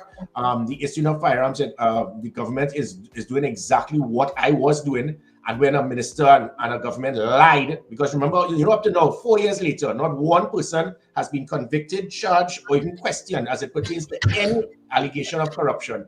So the government packaged a big lie specifically because they wanted to target Gary Griffith. But you didn't hurt me. You hurt the thousands of other persons that should be getting firearms because they were entitled to it. Mm-hmm. So, but why then do you think that they shouldn't go beyond what you would have done? Because the 3 per day, it was a lot of, I formed a FUL compliance unit because we discovered that many police officers were actually holding back applications in stations, and that's where the bribery was taking place. Mm-hmm. So they were holding it back and telling persons, well, you're not getting it because there's no threat. Stupidity. There's nothing that says you need a threat to be issued a firearm. Even as that I have a supermarket and I'm receiving tens of thousands in cash every day, and there's a good reason for you to have it, you can have it. But police officers were rejecting applicants stating that there was no threat, or holding at stations for months and bribing persons. That is why we formed the police compliance unit to put an end to that corruption. Those corrupt police officers whispered to ministers and put lies in an audit. And that's why up to now with the audits, not one witness, not one data, not one report, not one statement, not one name, nothing could be done. So our whole government put a whole hornet's nest of lies to hope, because the one thing, if politicians lie a lot, people will believe it. And that's what they did. So when we formed that compliance unit, it was to ensure that there's specific due diligence being done on each and every applicant to ensure. I'll give you a perfect example. One actually beat the system. He showed his ID card and stuff. And it's through the compliance unit, we realized that this man had a fake ID card. He said he was 25 when he was really 24. And those are the things but to do all of that, you can't go more than 1,000 per annum. Because anytime you go more than that, you're going to water down the process to ensure that the right persons can get it and the wrong persons will not get it.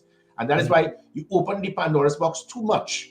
It is going to have windows of opportunity for rogue police officers, criminals. This concept that you believe that you could get a certificate of character to get a firearm, this should not be like the United States. A lot of people who have certificates of character are criminal elements who just have not yet been caught. But the due diligence done by the FUL compliance unit, which was foolishly shut down by McDonald Jacob and others, Those are the things that will sift the sheep from the goat and make sure that the right persons will get it. If you go too much, you're just going to be giving it out and fast track it. And with that now, you will not be able to do that proper due diligence and assessment to verify that that individual has the capability to have a firearm. That is what has caused as I said, with those 6,000, no negligent discharges, none being lost, none being stolen, none being used for a crime. There's a reason for that. If you start to increase it to 20, 30, 40,000, the wrong persons will get it. And the wrong persons, they will now lose it. They will now use it in the wrong manner. They will have negligent discharges. They will take it to nightclubs and fire wrongs. That is what you don't want, because one person does that and the same government is going to be criticized and the same commissioner will be criticized. Yeah. I wanted to get into also the issue of the withdrawal of the security details. I know you had an opinion on that, a very well articulated opinion, I mean, on the issue of the withdrawal of those security services. If you could explain your point of view to our listening audience with regard to that. Sure. And again, when you look at the comments, gentlemen, I mean, I really hope one day, all I try to do is to get people, stop being blind political loyalists. When you listen to the comments based on what I said in different arms of the media, when it was published, you hear the stupidity of, you're looking for a walk. Why don't go and provide security for Stuart? Who tell him that get rid of it, good for them. That is the knowledge, that's the education of some people. You know, they're so blinded by the politics. For God's sake, had say 20, 30 Kamala losers, would you want the same thing to be done to her? It is a matter of common sense. It's a matter of protocol. Stop being so blinded by the politics, which has always been my problem. Stupid Gary put his vote in office, and when it is, if I saw live sport, I don't care who you are. It is wrong. The people have been killed because of it. It needs to stop. I don't care what you tell me. I am not going to lie in the David West matter. I don't care what you tell my Prime Minister. You're fast and out of place for telling me to go and lock up people in their homes when it is you publish the public health regulation and I cannot arrest people in their homes. That is the way I am. That is the way I've been trained. And I hope citizens could start looking at the right and wrong. Look at data, and instead of attacking the messenger, understand it and say, well, yeah, maybe it is that they should do it from another perspective. In this situation, as I mentioned, the government has all right in the National Security Council. Let me emphasize to not interfere, but to question or to query. I did it for Keith Rowley when he was leader of the opposition by speaking to the then acting commissioner Stephen Williams. Hey, Stephen, here's what happened. This man is the leader of the opposition. He's the alternate prime minister. 500,000 people probably like him. 500,000 people probably they hate him. He needs security. And he said, well, it was never done before. I said, because commissioners and ministers before me, they didn't have the foresight or bright enough to understand. That's common sense. The man is the leader of the opposition. Security was provided. And so it meant that the politicians can speak to commissioners on it. But that is all it should be. It should be nothing more, unless, of course, it is something of a vast nature of budgetary allocation, like hundreds of police officers. The National Security Council has a right to tell the commissioner, we can't afford this. But you're speaking about 1 or 2 police officers. So this shouldn't be a cabinet note and a cabinet directive. If it is that you have a concern, and rightly so, I am no supporter of Keith Rowley and Stuart Young. Hell, Keith Rowley went and did everything to try to discredit me with false information. So I have no love for Keith Rowley, but I believe strictly in right and wrong. If it is that you believe that Stuart Young, after a month, he's not entitled to security after a month, what threat could there be? By right. What it requires is for the minister to call the commissioner. Maybe you should look at a threat assessment to ascertain whether he requires security. That is what should have been done. And then the commissioner now will do the threat assessment. What threat assessment you could get for Prime Minister after a month? Hardly anything. But still, let the threat assessment be done. And then, if it is you as the commissioner, you alone must make that decision. So to hear comments that come out from the media, which I'm not sure if it is true or not, that cabinet made a directive and cabinet contacted the commissioner and the commissioner had to operate to the authority and the orders of the cabinet. That is wrong. And that is where had Gary Griffith been the commissioner, I would have told the minister or the prime minister, with all respect, you're kind of out of place. Don't tell me and give me a directive. I could listen to what you have to say. I could listen to your advice. I will do the threat assessment and I will get back to you. That is what should be done. So, and this is not to knock this present commissioner of police. He would make mistakes. Hell, I made a lot of mistakes.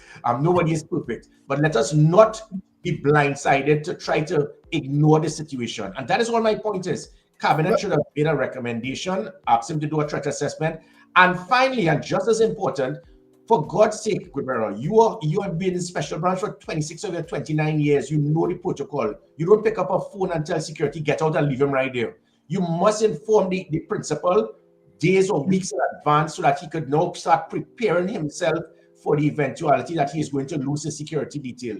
Because Stuart Young didn't have that security just for a month, Stuart Young had that security detail since he was Minister of Energy and Minister of National Security. So it was a lifestyle and the protection that he was getting. So you do a letter, which is similar to myself as commissioner. I had 43 death threats on myself, so security remained with me. But as soon as it was after they did the threat assessment, McDonald Jacob, which is one of the few smart things he did, wrote to me to inform me that in 2 weeks, the security would be removed. That is how it is done. And Guevarro knows that. You don't pick up a phone and tell special branch, get out and leave him there. It is wrong. But we don't know that Commissioner Guevarro actually did that, because it may have happened without his knowledge, in terms of that. I mean, I'm hoping it didn't, you know what I mean? But because we asked him the question, you understand? And he kind of skirted around it without answering directly. But let me ask this question about Mr. Guevarro, because before you go on and ask that question, Wendell, you raised a point in terms of what you just said there. Wouldn't the Commissioner of Police be aware, Gary? And he's the only person who can give that instruction. No one else, Wendell, in the police service has authority to remove the security of anybody without the approval of the Commissioner of Police. None. So it can't even be the head of special branch. It cannot be politicians. He makes that decision. And that is my point. A commissioner must be prepared to stand firm. And that's why when I had this clash with Dr. Rowley and people had the audacity to say, you need to know your place. No! 23 police chiefs in the United States attacked the then president for stating that he was interfering in and affecting security in their community, towns, districts during COVID. And that is right. But we need commissioners who are independent, who are not concerned that this person appointed me because they have the majority in parliament. So I have to sing for my supper. Yes, you have to respect them, but respect is something that is earned and not won. You cannot start to impose on persons. And I'm not saying that this was done by this cabinet. All I'm saying is that if it was done, it is the wrong thing to do. And I would advise persons in the future, when you have these situations, you give the commissioner a call, let the commissioner do his work, and the commissioner must not in any way. You can't operate on a knee-jerk approach because politicians may have told you that. You write to the person and said your security detail is going to be removed in the next week, in the next 48 hours. You don't just have the persons removed. It was wrong. There's nothing. I'm agreeing with that. Yeah. And I also agree with your point that should never have been a front page article. That's correct. How did that help the security of Dr. Rowley and his family and Minister Young and his family? It doesn't. But by me stating that, the PNM till the UNC till they die. So you're worried about the security? Of course I am. That's what the role of a commissioner is, the safety and security of each and every citizen of this country. If it is that you automatically operate based on orders and instructions from politicians, you are now shirking your responsibility and oath in office, which is why I was fired twice by 2 prime ministers, and I'm proud of it. Because I have that begs the question, Gary. I know you're proud of it. That begs the question. Has the commissioner been compromised? And here why I'm asking this. The commissioner in our interview stated that he will be here for 11 years again. Is that so? The fact that he has been appointed commissioner, was it by way of a contract, or is it to his retirement? Is he commissioner until he retires? So he said he has 11 more years. So how then does that? So the question again, as I say, is has he been compromised? Is it that he can be removed as commissioner? Yeah. I don't know. Okay, so what has caused this problem? And again, PNM and UNC people will get upset with me. Patrick Manning and Basdio Pandey caused this problem in 2006 or 2007 when they totally made a mess of this whole process. Before that, we had Hilton Guy, we had Everett Snaggs, we had Trevor Paul up until 1998 to 2007. That was the last time we had confirmed commissioners of police who were serving members. Since then, since 2007 or so, for the last 18 years, this is the first time we have a substantive commissioner of police from the police service who is there not just for a year. Because from 2007 to 2010, we had James Philbert who was acting. 2010 to 13, I think it was Stephen Williams. Then 2013, Dwayne Gibbs got a 10 days. Then after that, Stephen Williams until 2018. Gary Griffith, who was a non-career police officer until 2021. Old MacDonald acted. Earl Christopher got 1 year. So this is the first time we are now seeing, what do we do here? Because that was based on Basio Pandey and Patrick Manning making an amendment to the process, which was wrong.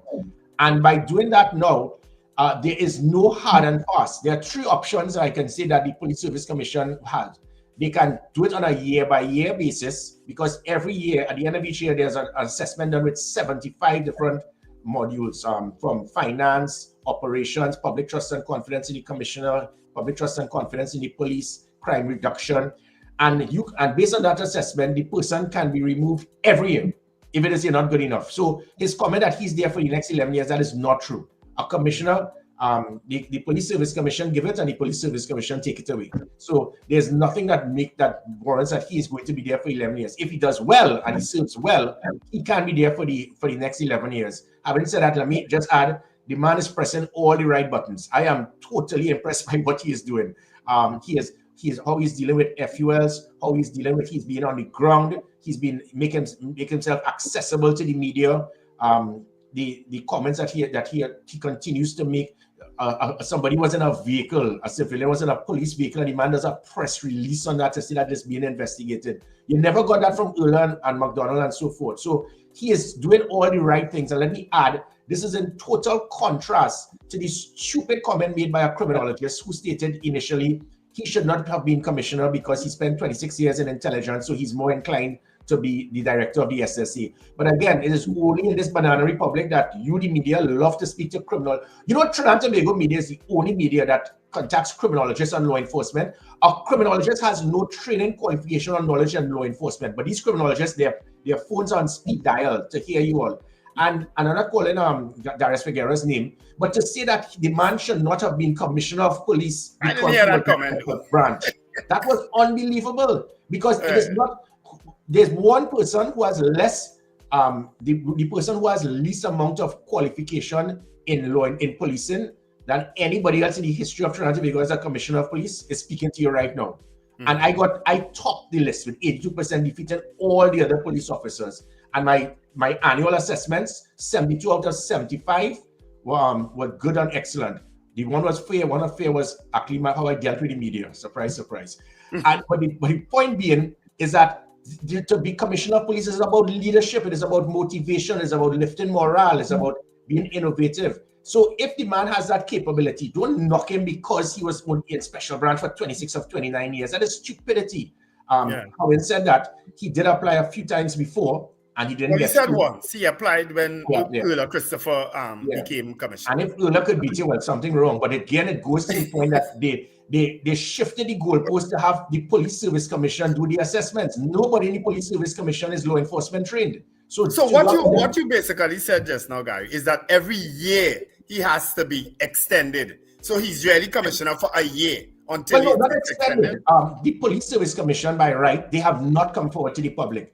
It can very well be that they've given him the appointment and it continues until he's retired. But every year he has to be properly assessed. It can be a 3-year contract, similar to what was done with Dwayne Gibbs and myself as non-career police officers. Or he could be on probation for the first year. The Police Service Commission, by right, needs to explain that to the country. And I'll tell you why. This has a situation of morale can be affected by the police service, because everybody now who's between the age of 49 to 60 years old in the police service knows for a fact that if this man is going to stay for 11 years, I could never be commissioner again, so I'm gone. So people need to know. Then there's the other aspect. Suppose this man gets a 3-year contract, or suppose he's fired after 1 year, or say 6 years. What is going to happen to him? You can't remove him from the police service. He's now have to go back now to be a superintendent, because you can't have retroactive seniority. So people who are in his batch now will be going up to senior supes and ACPs, but he will now go back now from a commissioner back to a superintendent, and people will remember you now. So there's a lot that has not been taken into consideration in this process. The Police Service Commission has to rectify it and explain that to the public. You know what is a little confusing about what you're saying there to me, Gary? Because in the rest of the public sector, if it is that you are in a permanent pensionable position, you move into a permanent pensionable position of a higher tier. and or of a similar or that has to have that color, that texture of being a pensionable position for a permanent employee. Contract positions are different. I'm talking in public sector. In contract positions, anybody could be in a contract position, but it doesn't attract a pension. Your contract position, you get gratuity at the end of the contract, 20%, I think, of whatever your earnings are. I'm always unclear as to what the Commissioner of Police is. Is it a contract position or is it a pensionable position? Or is it some strange hybrid of both? Well, the acting commissioners, let's go from 2007. Philbert, Stephen Williams, McDonald Jacob, Earlier before she was appointed, they had pensionable positions. So that's why many police officers try to get their acting appointment before they resign, so that the higher position you have, the more pension you will get. That is how it is. The contract is only for those persons outside of the police service, which I didn't even think about. So when Dwayne Gibbs asked for 140,000 TT a month, I said, no, I'm going to take the same salary as a commissioner of police. Not doing that after my 3 years. They still getting pension and I get nothing. So the non-career police officers or persons who are outside of the police service, they would be contracted. In this situation, as I said, the difficulty here is that whereas you saw Trevor Paul, Snaggs, Hilton Guy, Mohammed, those persons were virtual DCPs. So when they got promoted, it was set. So even if they got fired, there was nowhere else to go. You'll just go back to being a DCP. In this situation, this man was a superintendent, was acting senior sup. So even if you put him as commissioner now, there's nothing that states that he must remain, because you can fail. And if you're failing the assessment, the Police Service Commission can make a request to the president to revoke his appointment, and it goes to Parliament, and the Parliament would agree. So if that happens, where would he go? He will now have to go back to a superintendent. So it is a very dicey situation here. It is hope the best case scenario is that he excels and he remains commissioner for the next 11 years. So you won't have that problem. But if we have to take his meaning of you have me here for 11 years, so I'm here for a while. I gather from that his contract, his service goes until he retires. That's what I gather, that he's been appointed commissioner until he retires. That's how that's incorrect, because suppose you find he fails in his assessment. No position in the public service is permanent based on poor performance. None. So that is where the assessments come in. And if you assess badly, you can be removed, just as in all arms in the public service. So that is a fact. So there's nothing that they have him there for 11 years. You have him there for 11 years if you continue to perform. You must have systems to measure performance and make persons accountable. You do it for every one of the 7,000 police officers. It's obvious it'll be done for the Commissioner of Police. So if his 75 assessments will continue to have poor or weak or whatever, the Police Service Commission can very well state that, listen, we need to revoke his appointment. That can only be done by the president, and the president needs to send it to Parliament. But it can very well be done. So there's nothing that states that there's nothing that could be done, and I'm just going to remain here for the next 11 years, and there's nothing that you can do about it. That is certainly not the case. All right, well, that it'll be interesting to find out from. Wendell, and I'll give you a perfect example of this. A perfect example when you have flaws in the laws. Ooh, that rhymes. When again Anna Ramlogan did a draft to select alderman for local government, and the alderman is selected based on the number of votes that a political party will get. So you get the number of votes and you make this person an alderman. Do you know who could fire an alderman? Nobody.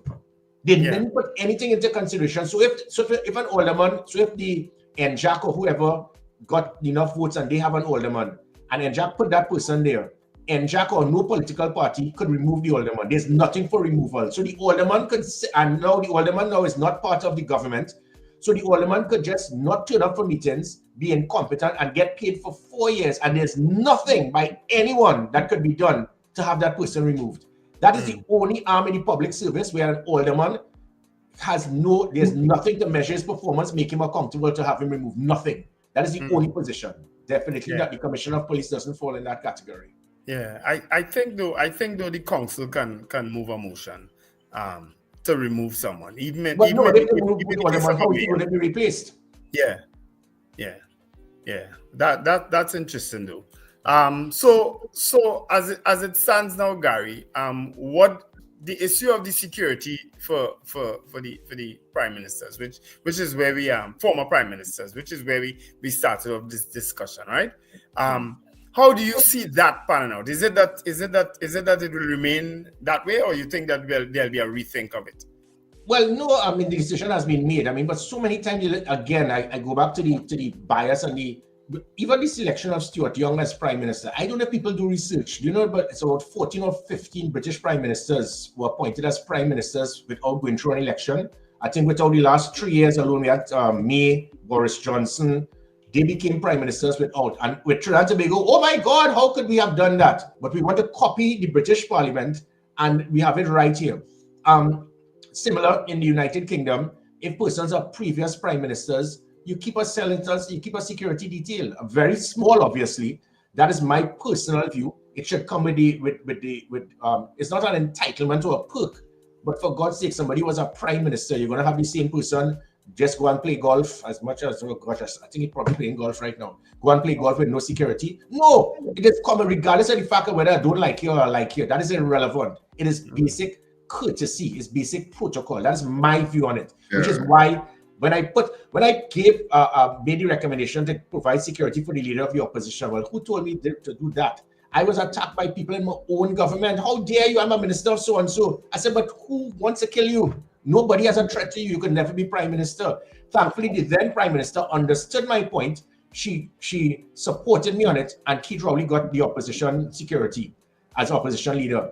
Kamala Prasad benefited from my recommendation because she got the same security detail for 10 years as leader of the opposition. This was never done before. And in fact, when I was commissioner, I increased it based on the threat assessment that I saw.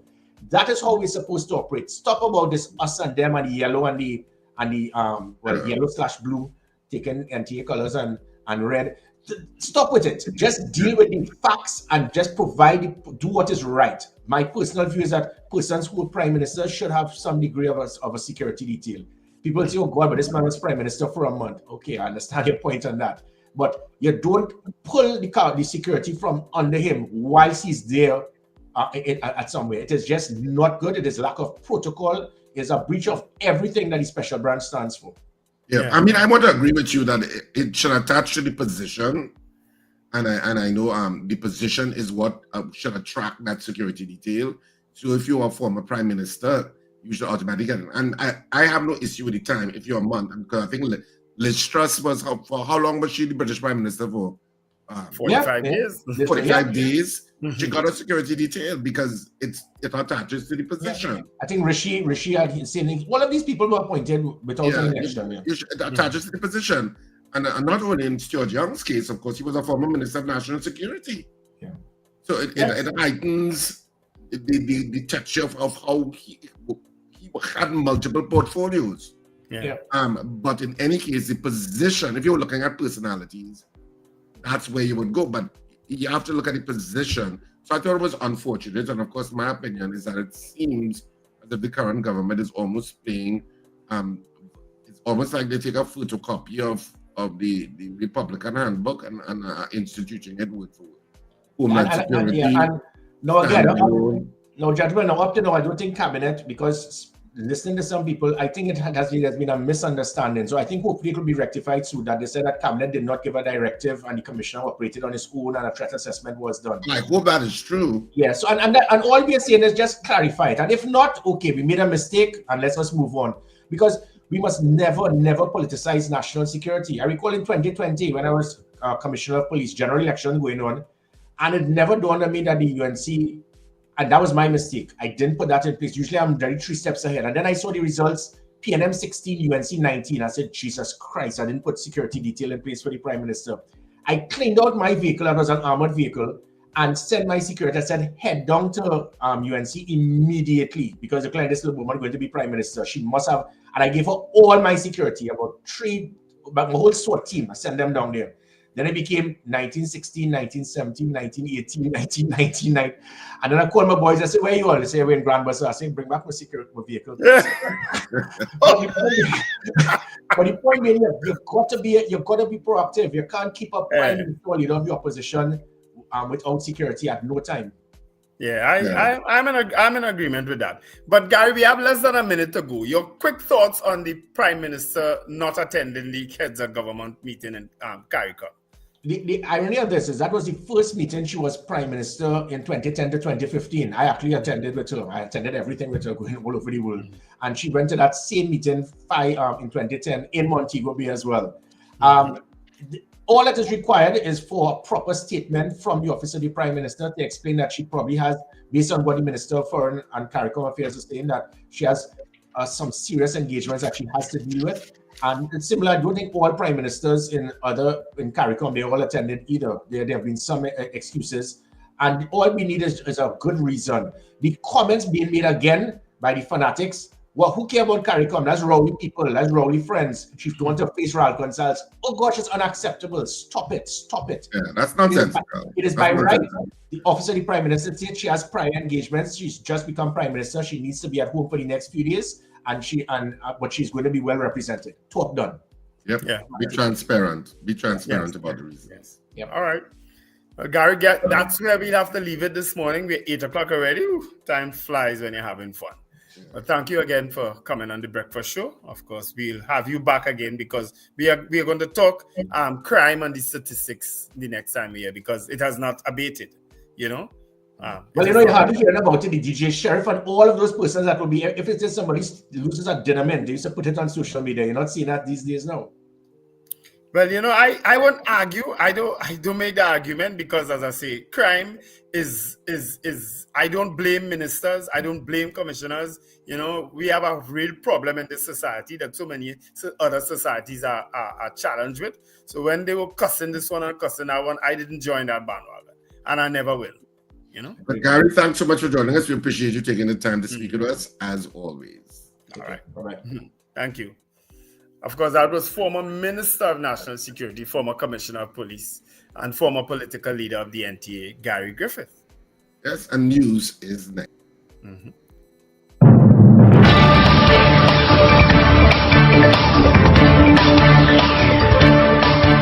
The news you need, the clarity you deserve. Local, regional, global. This is Net Radio News Now. This is news on New Era TT Radio for Monday the 7th of July. I'm Derek, in for Amanda today, who has the day off. Here's what's making the news now. Education Minister Dr. Michael Dowleth says this year's SEA results reveal a troubling learning gap, with over 2,000 students scoring below 30% in the national exam. Speaking at a recognition ceremony for the top 5 performers, Dowleth said more than 1/3 of students scored under 50%, raising urgent concerns about literacy and numeracy in the primary school system. Among the top achievers were Nicholas Dolly, a student on the autism spectrum, Xavier Telesford, who was homeschooled, and students from Macaulay Government, Exchange Presbyterian, and Jordan Hill Presbyterian. The 2025 exam marks the first under a new assessment framework, which includes reintroduced math objectives. Dowleth noted that results now set a new national benchmark, making year-to-year comparisons invalid. The ministry plans targeted interventions, including a vacation program and the option for underperforming students to resit the SEA in 2026. In total, 17,870 students sat the exam. Trinidad and Tobago's Foreign Affairs Minister Sean Sobers is leading the country's delegation to the CARICOM Heads of Government meeting in Montego Bay, Jamaica, which began Sunday. Prime Minister Kamla Persad-Bissessar will not attend the summit, but has sent written greetings to host Jamaican Prime Minister Andrew Holness and held virtual consultations ahead of the meeting. Sobers will be joined by Homeland Security Minister Roger Alexander, senior diplomats, and Ambassador to CARICOM Ralph Mirage. Discussions will focus on regional energy, trade, food security, and the CARICOM single market and economy. Minister Alexander is also expected to engage with Jamaica's National Security Minister Dr. Horace Chang and participate in a regional security expo from July 6th to 8th. Meanwhile, former Foreign Minister Dr. Amory Brown criticized Persad-Bissessar's absence, saying it sends the wrong signal to the region and questioned Sobers' engagement at past regional meetings. The CARICOM summit runs until Tuesday. a Ugandan man with alleged ties to ISIS and Al-Qaeda, has been red flagged by Trinidad and Tobago's Financial Intelligence Unit. Abubakar Swale, also known as Tom Kirich, has been accused of providing financial and logistical support to ISIS in Africa since 2018. Following a high court ruling on June 17th, the FIU ordered all financial institutions in Trinidad and Tobago to freeze any assets or accounts directly or indirectly linked to Swale. Authorities say Swale, recently extradited from Zambia to Uganda, is suspected of working with ISIS operatives across the African continent and may have associates in Trinidad involved in terrorist financing, though there's no evidence he's ever visited the country. He was added to the UN Al-Qaeda sanctions list and has been charged in Uganda with terrorism-related offenses. Trinidad's FIU is warning institutions to stay alert and comply with the court's freeze directive to help cut off international terrorism financing networks. Over $6.5 billion in public funds was pumped into CPEP between 2009 and 2023. But more than 60% of it remains unaccounted for, with no financial audits submitted to Parliament since 2014.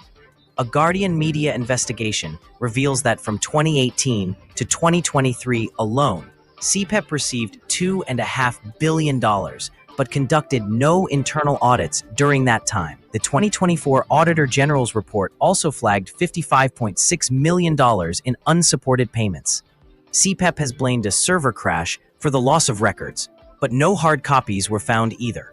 Shockingly, a container of destroyed documents was discovered near the company's headquarters. The Public Accounts Committee is now calling for a forensic audit, but the Auditor General's office says it lacks the constitutional mandate. Between 2011 and 2023, under both the UNC and PNM administrations, CPEP received billions in funding, with peak allocations in 2015 at $606 million. Critics say the program has become a hub of financial opacity, and calls are growing for urgent reform and investigation. Tributes are pouring in for Hansley Hans Hanumansingh, the legendary broadcaster, cultural pioneer, and former MP who passed away on Friday at the age of 82. A former Coroni East MP, Hanumansingh became a household name through his decades-long media career, hosting popular radio programs like From the Silver Screen and later founding Radio Heritage.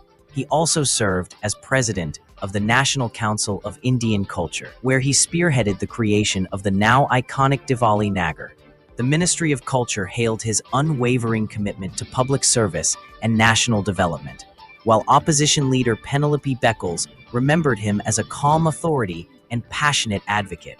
Awarded the Hummingbird Gold Medal in 1990 and an honorary Doctor of Laws from UWI in 2010, Hanumansingh's legacy spans media, culture, politics, and heritage tourism. Described by many as a national pioneer and a fearless champion, his death marks the end of an era. Funeral arrangements are still being finalized. In international news, flash floods in central Texas have claimed the life of one person and left 2 others missing, according to officials in Williamson County. County Judge Steve Snell confirmed the tragic news at a press briefing, adding that first responders carried out 10 rescue missions, saving 27 people from rising waters.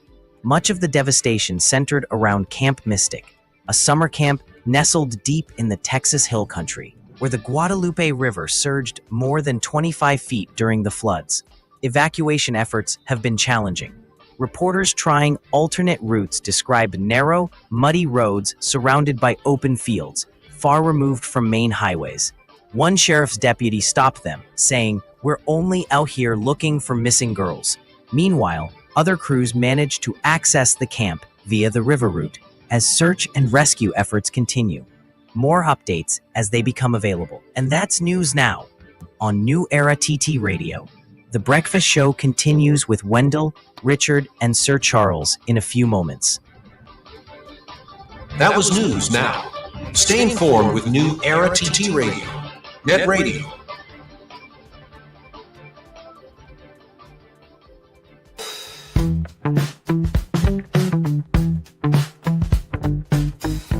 S&H Rum Box, 137 Western Main Road, St. James, for all your retail and wholesale needs for alcohol and non-alcoholic beverages.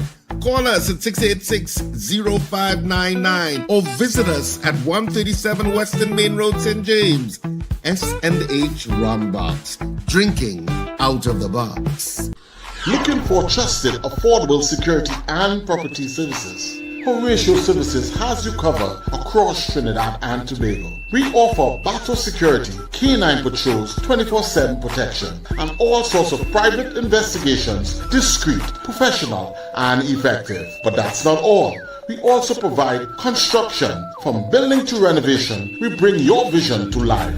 Landscaping, keep your outdoors looking sharp and inviting. Maintenance, repairs, upkeep, and everything in between. At Horatio Services, you get professionalism, reliability, and personal care. Whether it's safety or property support you need, visit us at Moreno Street, Arima. Call 373-5122 today. Horatio Services, protection, precision, peace of mind. This summer, give your child skills of a lifetime with several boot camp. Children between the ages of 5 to 17, come enjoy Children Iron Chef Competition. Your child will learn to prepare healthy breakfast, lunch, dinner, CPR, first aid, and conflict management. With field trip, your child will be given free apron and certification upon completion. Call 492-7397 or 336-4935. Institute of Health and Fitness Company Limited, located at number 79 St. Vincent Street, Tunapuna.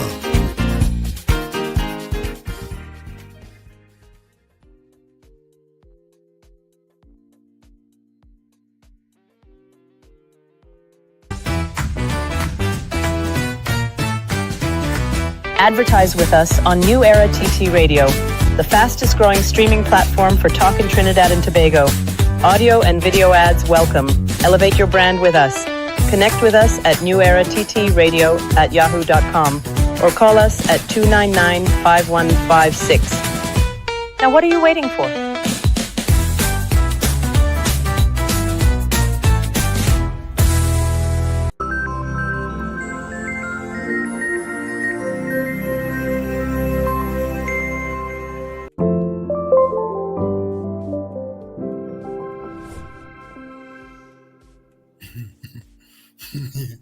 So let me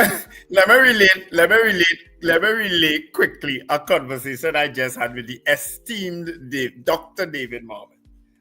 We've been messaging back and forth this morning, right? So yeah, just one last question, Wendell. The answer is a simple yes or no. And from there, I will know exactly what's going on. Are you ready for the question? I said, of course I'm always ready. His next message. Remember, it can only be a yes or no. No other responses are acceptable, and you must answer. Do you accept these terms and conditions? I feel like I'm caught. So he goes, I sent him a picture emoji. Yeah, okay, here goes. And he asked me the question. My answer to the question was no. Yeah, David Marvin's response. His response. What? I'm cracking up in my office. David Marvin. The only value for that conversation for us and the rest of the listeners is to know what the question was. No, I can't say. So what you bring it up for? Yeah. I just wanted to let people know there is always a light side to that gentleman called David Mohammed. A lot of people don't know that he has a very light side. We know that. But what I'm saying, we know that through many stewed chicken sandwiches. From Manos. We know it well. Yeah. Morning, David Mohammed. David Mohammed. Oh, God. Telling me, you mustn't criticize people or say things about people because you never know if Jesus may be walking through them or whatever. Yeah. I go into the tea room and I go into the tea room, somebody buzzing the bell. You know the bell? Yes. And I opened it and I said yes. And there was this man, looks a little strange. Sometimes you have kind of strange types that come to media houses. It had plenty. Yeah, so it's a little strange. And he said, I come to see David. I said, who? Which David? McIntyre? Which David?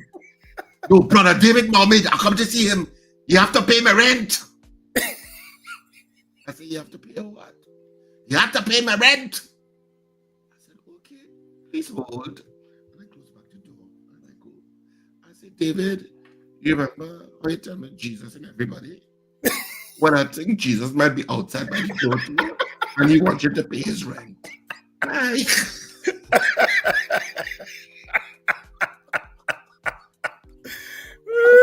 David has some weird characters coming to him, you know. He laughed, but he went outside.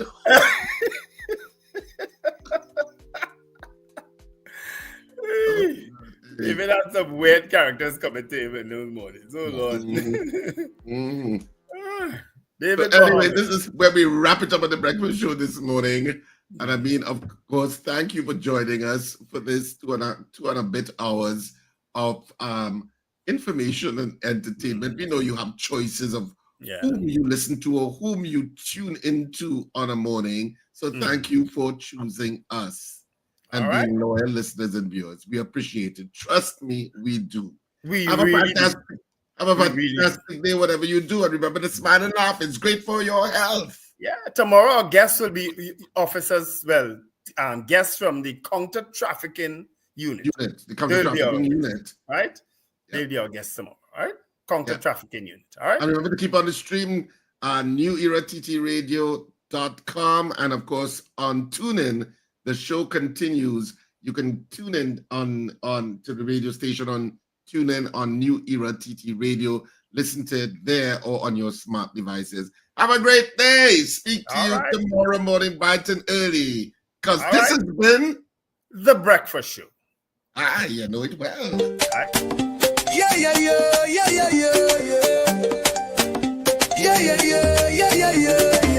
Wake up, it's a brand new dawn. The breakfast show got the vibes turned on.